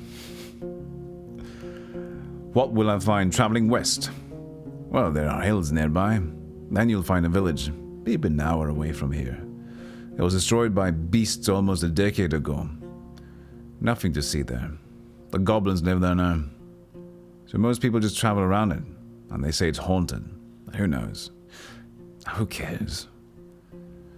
He crosses his arms and starts to sway back and forth, gathering his thoughts. You get to a large tree on the edge of the swamp. For locals, it's sacred. You're all used to hearing someone mentioning pagans as if there's nothing unusual about them. There's a small path south which leads to an old mine in the mountains. Nothing to find there. But keep riding north and you'll find Howler's Dell. Set at a clean brook. Farmers live there, and mufflons, and druids. They'll let you stay for a night, but they're not cheap. If anyone thinks my prices are bad, it means they ain't been to the Ape Ale Inn yet.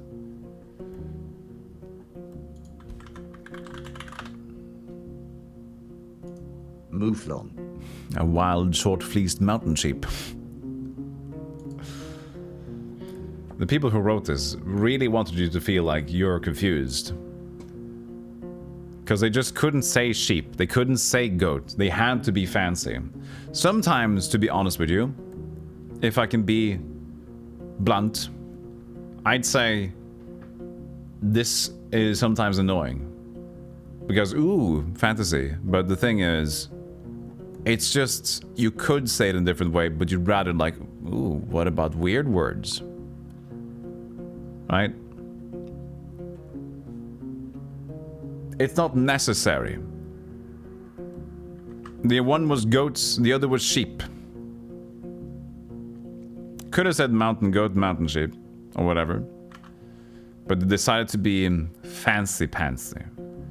And to me, like, I remember reading a lot of Harlan Ellison's fiction works. Not a lot, just some of it. And the thing that when he writes, he uses a lot of fancy words, but the thing is, his entire vocabulary is extremely fancy, and he explains things very, very precisely.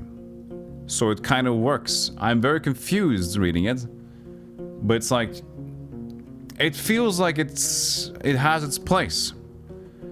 Because his vocabulary, it just is so vast, and then he uses it when it's fit. But when you see this kind of thing, which is they haven't mentioned sheep yet. They haven't mentioned goat yet. So instead of even mentioning a goat or a sheep, they just say the fancy word. Favorite story? Oh, it's just the basic one. I haven't read a lot of stuff. I read a collection of short stories, not even by Harlan Ellison. But of course, I Have No Mouth and I Must Scream is the jam for me. He was so confusing to read. It's cool though. I read it in like 2013. That was when I was reading through some of his stuff. So it's been a damn while ago. So Dangerous Visions, yeah. I think that's the one. That definitely rings a bell. I also remember the documentary. Dreams with Sharp Teeth. That's a pretty fun documentary about Harlan Ellison. Is that on YouTube? Let's see here. Dreams with Sharp Teeth. No. No. Harlan was very good about not releasing anything for free or public. He even took a stance on how everything is much cheaper nowadays and how he hates people just trying to be indie and sell things. Oh, my book is for free. Ruining the trade of authors in general.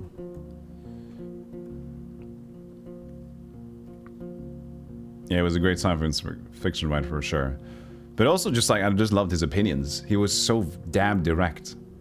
And he was just very much his own guy. You have no mouflon, but I must eat mouflon.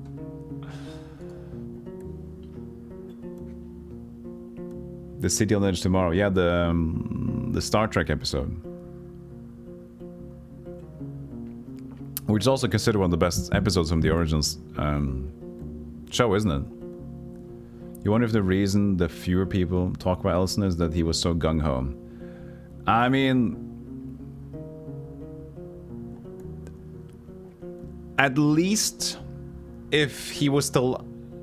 Let's say that we pushed Harlan Ellison 10 years forward and we still had him around today. That is for sure the reason. He would be cancelled from a lot of people. I think it was a little bit more in taste back then. But I don't think he made a lot of friends either. So it could be that. He was respected but didn't have a lot of friends. That's what I think. In the business. Because he was very much a man of his own. But I don't know. I don't know too much about him. I just think he's cool. He was a very cool character. Strong personality. Which was a refreshing thing to have. Okay. I nod, smile politely. Smile politely is the awkward knight's way. I know only a bit about the next settlement. Old Pagos.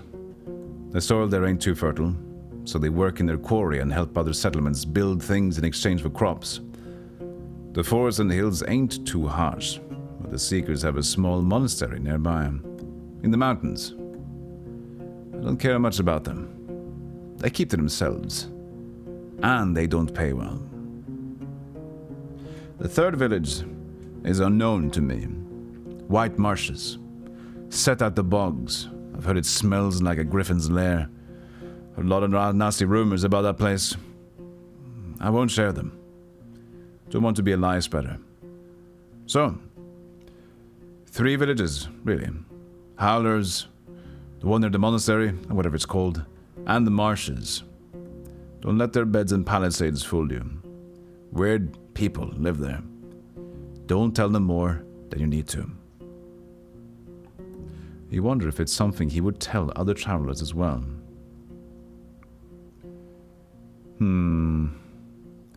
So, the marshes. Bad. Are the eastern roads as rough as I've heard? Pretty much. Don't leave the main road, I'd say. Not so far from here, you'll find an old dolmen. A few of my people had to spend a night there.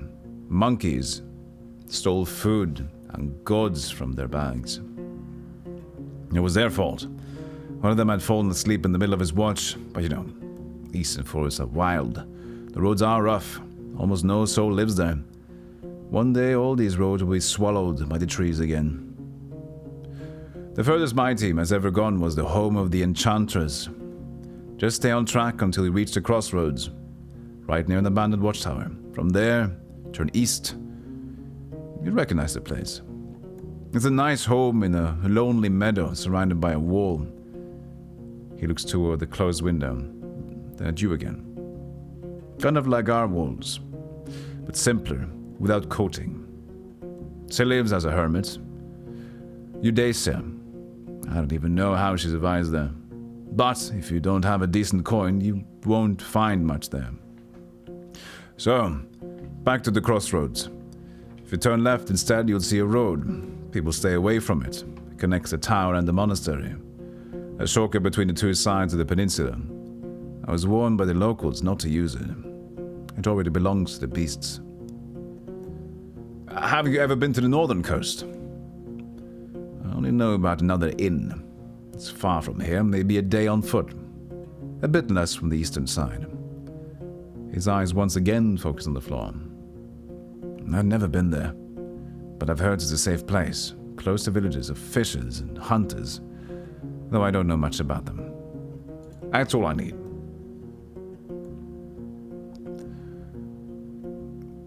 Could we can ask for a job, why not?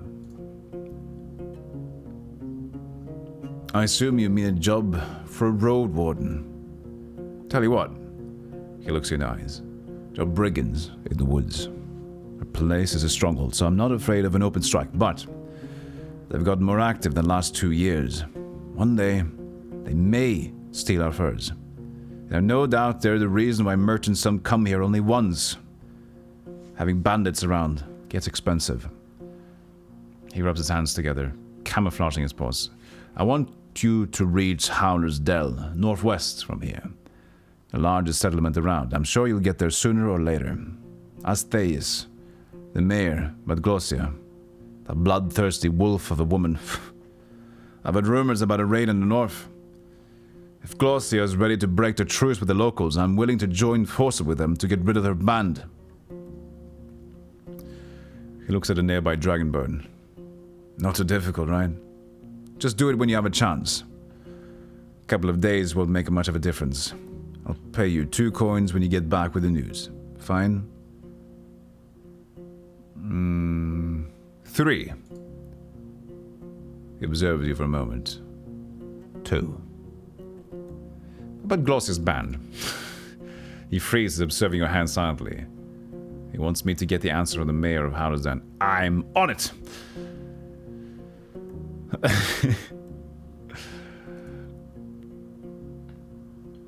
Slightly awkward, but I'm on it. Nourishment, you will restore health when sleeping or resting. 1 out of 4. Eat a rationment. Easier for you to overcome physical struggles. Nice. We just rested, right? Appearance 1 out of 5. Your face is dirty. I like it like that. This is fine. Quick save. Oh, actually, we do need to rest. I can't travel from here. Allowing your shell and soul to rest. Huh. It's been a lazy day. Repairing your equipment, taking care of your mount didn't take nearly as much time as you'd expected. And you instead enjoy some refreshing water. Observe your surroundings with a clear head, wander about, and stretch out. After a few hours, you feel rather bored, but at least you have an opportunity to gather your thoughts. Every now and then, the hunters invited you to a friendly chit-chat, asking you for stories from the wide world. Sitting beneath an open window, 3 guards are arguing about something, but then ease the tension with friendly banter. The innkeeper is leaning on the counter, dividing a small pile of dragon bones. Innkeeper. You again. Need anything? Whoops, that's nothing. That's all. I go outside. Oh, that's a shame.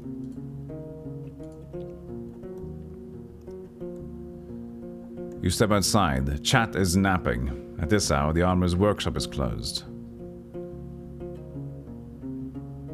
Fortune berries. What time of day is it?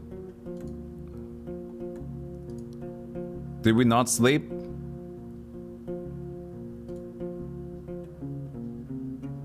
I thought we slept. The music is Inscription-y. I haven't played Inscription either. So late. Go to the well. No, we should forage for berries. Hey, Nice Phoebe. beaver. Beaver time! Thank you. I just had it stuffed. Let me help you with that. Thank you for the beaver bits, Phoebe, and welcome. How you doing? I appreciate the 555. The innkeeper knew what he was talking about. You put on the gloves and look through the bushes from a safe distance. It doesn't take long before you notice the first serpent lying on a rock somewhere in the thicket. The creatures are not that large, and even if some of them hiss at you or slither closer, the jabs of the hook keep them at a safe distance. You don't know much about these berries. They're round and reddish. You wouldn't trust such a cutter even if you were looking for food in the wilderness. The plants don't have thorns, but the leaves are hard, so you make sure to thoroughly cover your skin with your clothes.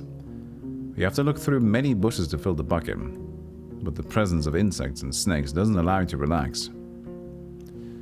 Gather the berries and go back to the inn. You return to the courtyard. 2 of the guards are participating in the friendly skirmish. The wrestling is accompanied by a crowd. I can't do anything with that, so...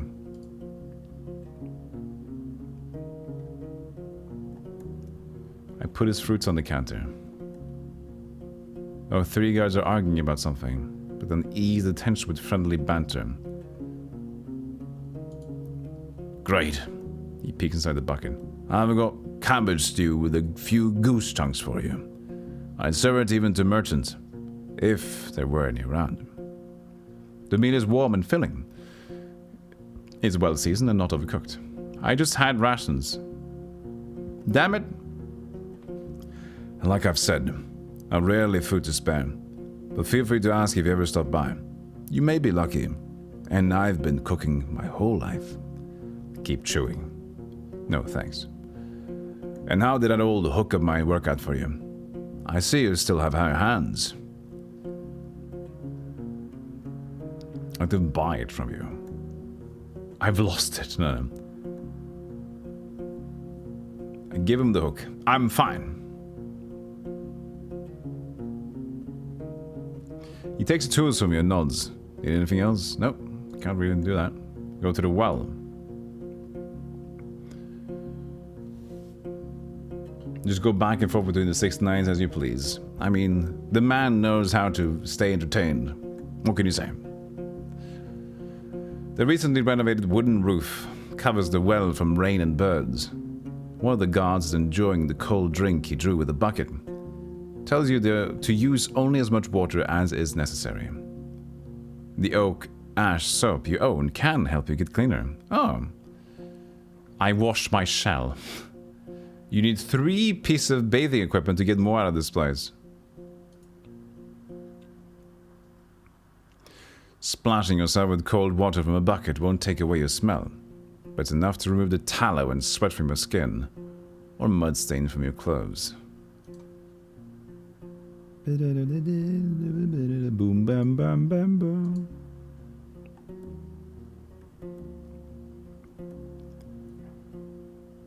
Okay, shall we rest now? Rent for 1.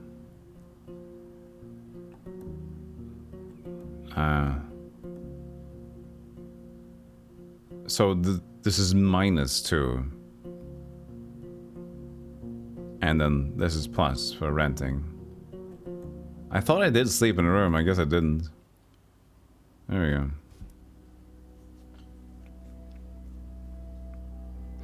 You hear a thunderous roar. You rise to your feet and rub the sleep from your eyes. The doors are opening. People are shouting orders and words of warning. As you open the window, you see what's behind the commotion. Something is on the other side of the wall, trying to get through. The guards are fighting it, with the torches, spears, crossbows.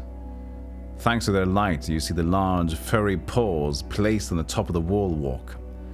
As far as you can tell, the beast is but a single leap away from getting inside.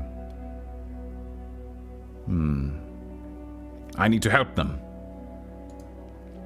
You look for your gambeson and blade, still a bit foggy in your thoughts, and once you find them, you struggle to get inside the jacket.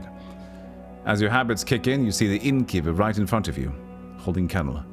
You're a guest. Stay here, he says without a shadow of hesitation. My team has no time to worry about outsiders. Just after his words, you hear cheerful laughter from the wall. Judging by the way they point their fingers and lower their weapons, the beast is fleeing.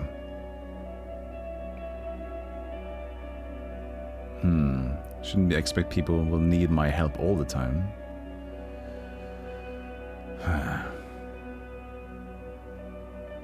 First one.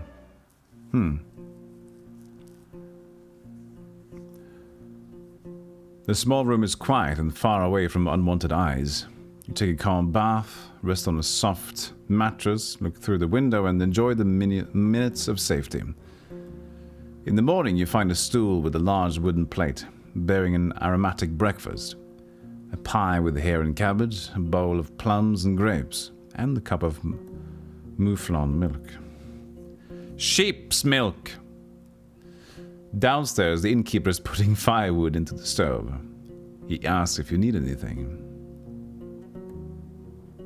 I'm alright, mate. I'm alright. That's all I need. The issue there is that I ate a ration. I shouldn't have eaten the ration. Because this was already kind of scripted to where you would eat and rest at the inn. So, oof. Yeah, you get a star, have a brain. Get lucky. It's nourishment though. Food. You step outside. Chat is looking around. At this hour, the armor's workshop is closed. Are they ever open? Approach the guards. The woman in yellow armor is kneeling next to a brown, hairy boar, which is resting on its side. The beast is not as large as the dark ones of the forest. It responds to the touch of the human's hand, brushed with grateful grunting and rapid twitches of a hind hoof.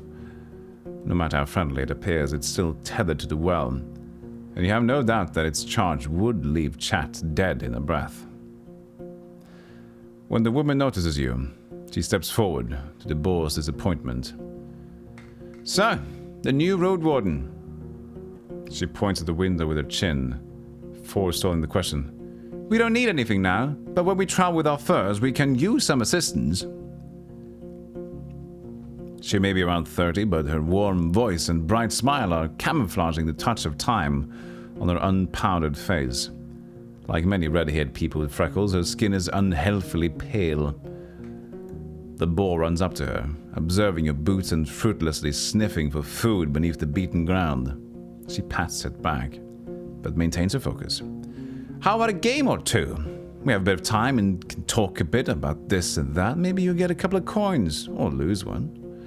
We could play dice, or throw axes at a target. Axe throwing? Show me what you've got. Your arrival, and especially a dragon bone you pull out, are cheerfully welcomed. The guards prepare a couple of wooden planks, which are leaned against the wall. There are also spectators, and you're told that the other hunters are either sleeping or have duty on the tower. Remember, no magic, says one of the players. His face is deadly serious. There's going to be 4 participants and 8 rounds. 8 rounds. You aim at a target drawn with charcoal. The person whose axe lands the closest to the center of the circle gets a point. Axes that fail to stay on the plank don't count. The person who has the most points at the end of the last turn becomes the winner. I blend in with the group. You talk a lot, but also don't say much. You share casual jokes, memories, and views on luck and optimal strategies. Chat and Talia's camp are also brought up, but when you ask about the roads or the locals, their stories are vague. The drinks are here. It's a poor beer made from the leftovers of the regular brewing. It's cold, sweet, and doesn't reach your head, but you try to avoid the smell. Just don't spill anything. The boar may get sick, says the opponent with one arm. As a guest, you start with the very first throw. Your axe flies well, hitting the very middle of the painted target, piercing the plank with a pleasant thud, which makes it really difficult for the other players to outperform you. A minute later, you've won the first round, but you can't expect to be that lucky every time. Force. I've trained an axe for throwing for years. I've got this. 3? 3 coins. I guess I won 3 coins. After getting your 4th point, the other players nod with respect. Quite a score! Quite a score! You hear from the guard in yellow armor, as he hands you your dragon bones. The other participants carry away the remaining planks. Have you ever been at the heart of the woods? We sometimes hunt south from there. There are good hunting grounds in the western half. The second one is too overgrown. Maybe the soil is different? She shrugs and moves the hair away from her forehead. But it's a risky spot. There are treants there, wolves, even the furless ones. And if you have to go through the tall grasses, watch out for what's on the ground. There ain't many archers in the trees. She smiles if it's a joke. But there are all too many worms, even larger than a water leech. I was foraging for berries and for the innkeep. Oh, so I've heard. Don't worry about it. Usually we forage by ourselves, but he wouldn't ask you for a dragon for a meal. He gives small jobs to people all the time, just to see who agrees to do them. Wants to judge who's of use and who's too proud for their own good. Oh, tell me about yourself? Oh, what was that? After a brief giggle, her voice gets cold serious. Roadwarden. We use names and stories among friends. You ain't one. Don't make me tempt curses. I have some questions about this place. Game is very cozy. Code? Yeah, it is. A lot of talky chatty. Excuse me. No, chat is nice. Chat is mindful of the boar. Not much to tell, honestly. There are many beasts around, both wild game and dangerous monsters. We spend our time surrounded by these walls, leaving only to hunt, forage, and trade. There's an unusual tower, and I'd expect it to be closer to the gate and shorter. Like in Volivon. But it ain't here to protect the gate. The stronghold was built long before we moved in, and not to fight off humans. The tower was meant to be used by those who observe the deep forest. We look out for fires, dragons, and any winged creatures that are looking to roost on the roof. Baldy, she nods towards a man, who indeed is completely bald, has a great eye, and sees well, even in darkness.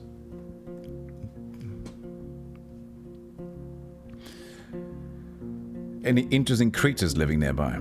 Here, everything lives here.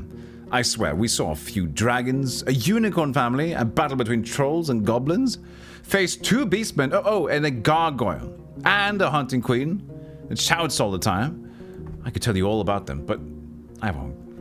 She winks and pats the boar on his head. You know, hunters have the secrets. Your group seems to be quite attached to this boar. Well, how could you not be? She crouches and raises the boar's head, but steps away and squeals as if someone's murdering it. Well, that escalated quickly. 2 hours, my lord? Yes, 2 hours. 2 to 3 hours, though. So we'll finish up, and then we'll do the thing. But thank you, anyway. I'm aware. It came with us from the city, just in case. We had no clue how our first winter would go, so we needed some backup meat.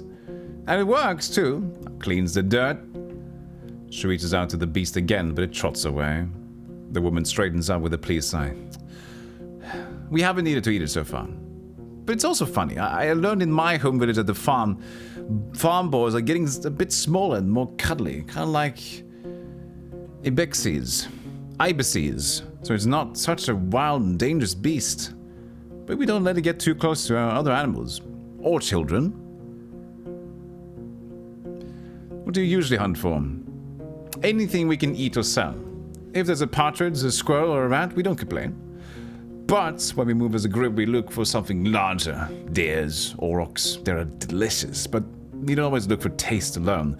There's value in bones, antlers, claws, tusks, things people use to make tools or sculptures. We use some of them to make some tools and spears. You can never have enough spears. She pauses and looks at a strand of her hair and speaks up again. And we look for furs, of course. What can I find north from here? I'm sorry, we don't really go to those regions. We stay close to home. Only sometimes move south or west, to Howlersdale, but only to trade. They're fine with buying more than they need, since they then take wares to the coast.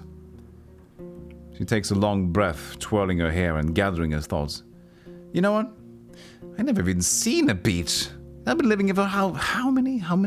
10 years now? The only part of the sea that I've seen was from Old Pagos, which is a place on a hill. Never put a toe in salt water. She looks toward another huntress who confirms that her experience is the same. But Old Pagos is a good place. As long as you don't mock their order and act nice. They'll also be kind. Boss says they're too serious for him to stand them, but at least they don't bite without a reason. Anything about necromancers? Oh, it's something new. Her voice lowers to a whisper. I've never been to White Marshes, but over the years we've seen people moving away from there, south. They told us that the place has changed too much. A priest died, I think. And a new one awakens the dead. Sorry, that's all I know, Roadwarden. If she's hiding something, that sounds convincing. Thanks. Looking for knowledge about wild creatures. Well, I told you our knowledge is valuable. I don't know. She looks at the ball, which seems to be obsessed with a clump of grass growing next to the wall. 15 dragons. No less. Never mind.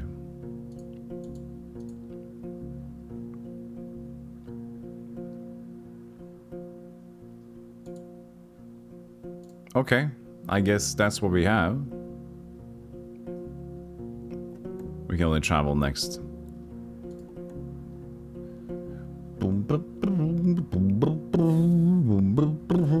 Okay, so yeah, I guess if we can travel now, it's been over 2 hours, we can move on to the next one. Before we go on a new journey. Let's take a look at what's up though.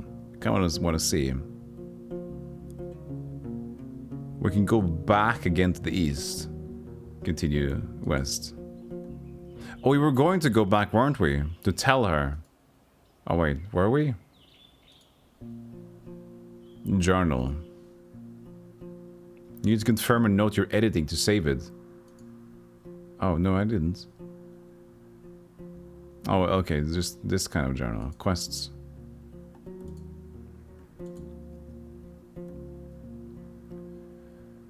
Innkeeper gave him 50 dragons. Wasn't I supposed to return after I've been there? Let's see what happens if I try to return to Talia's camp. Is everything alright? Camp hasn't changed much since your last visit.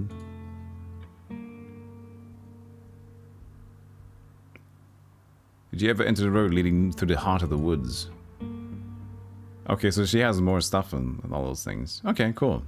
Yeah, I wonder how this kind of changes. So, for those who've played the game before, how much is the beginning of the game different every time you start? And is it like very set in stone and just more RNG and try to get to the end, or is it like a more of a random adventure? New game. Still have my doubts. Okay, you just don't leave then. Oh yeah, what is that? Windy Meadow. Oh, it's...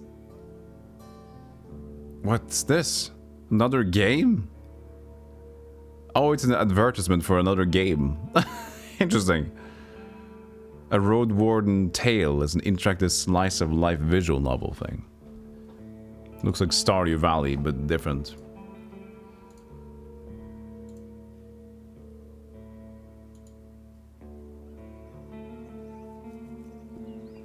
Yeah, same start.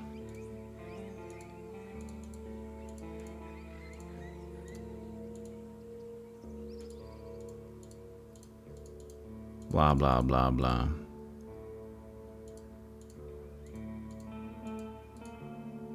You pick the class. Blah, blah, blah, blah, blah, blah, blah, blah. Lost my rope. Yeah, I think this is more of a guided adventure. I just have to try to get to the end. I would say.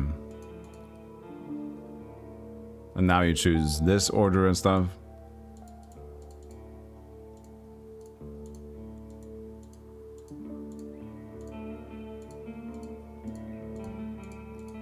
Take the watch again. 40 days, we know we have that, and sleep. So yeah, I'm pretty sure it's going to be like, there should be some points where you can find new areas, but it's mostly like trying to figure out the best way to solve the game and have a different thing. But I think the adventure is mostly set in stone with a few arches, and it's just how you can get that to complete itself. But you know, it is a very neat one, at least a very aesthetically pleasing one.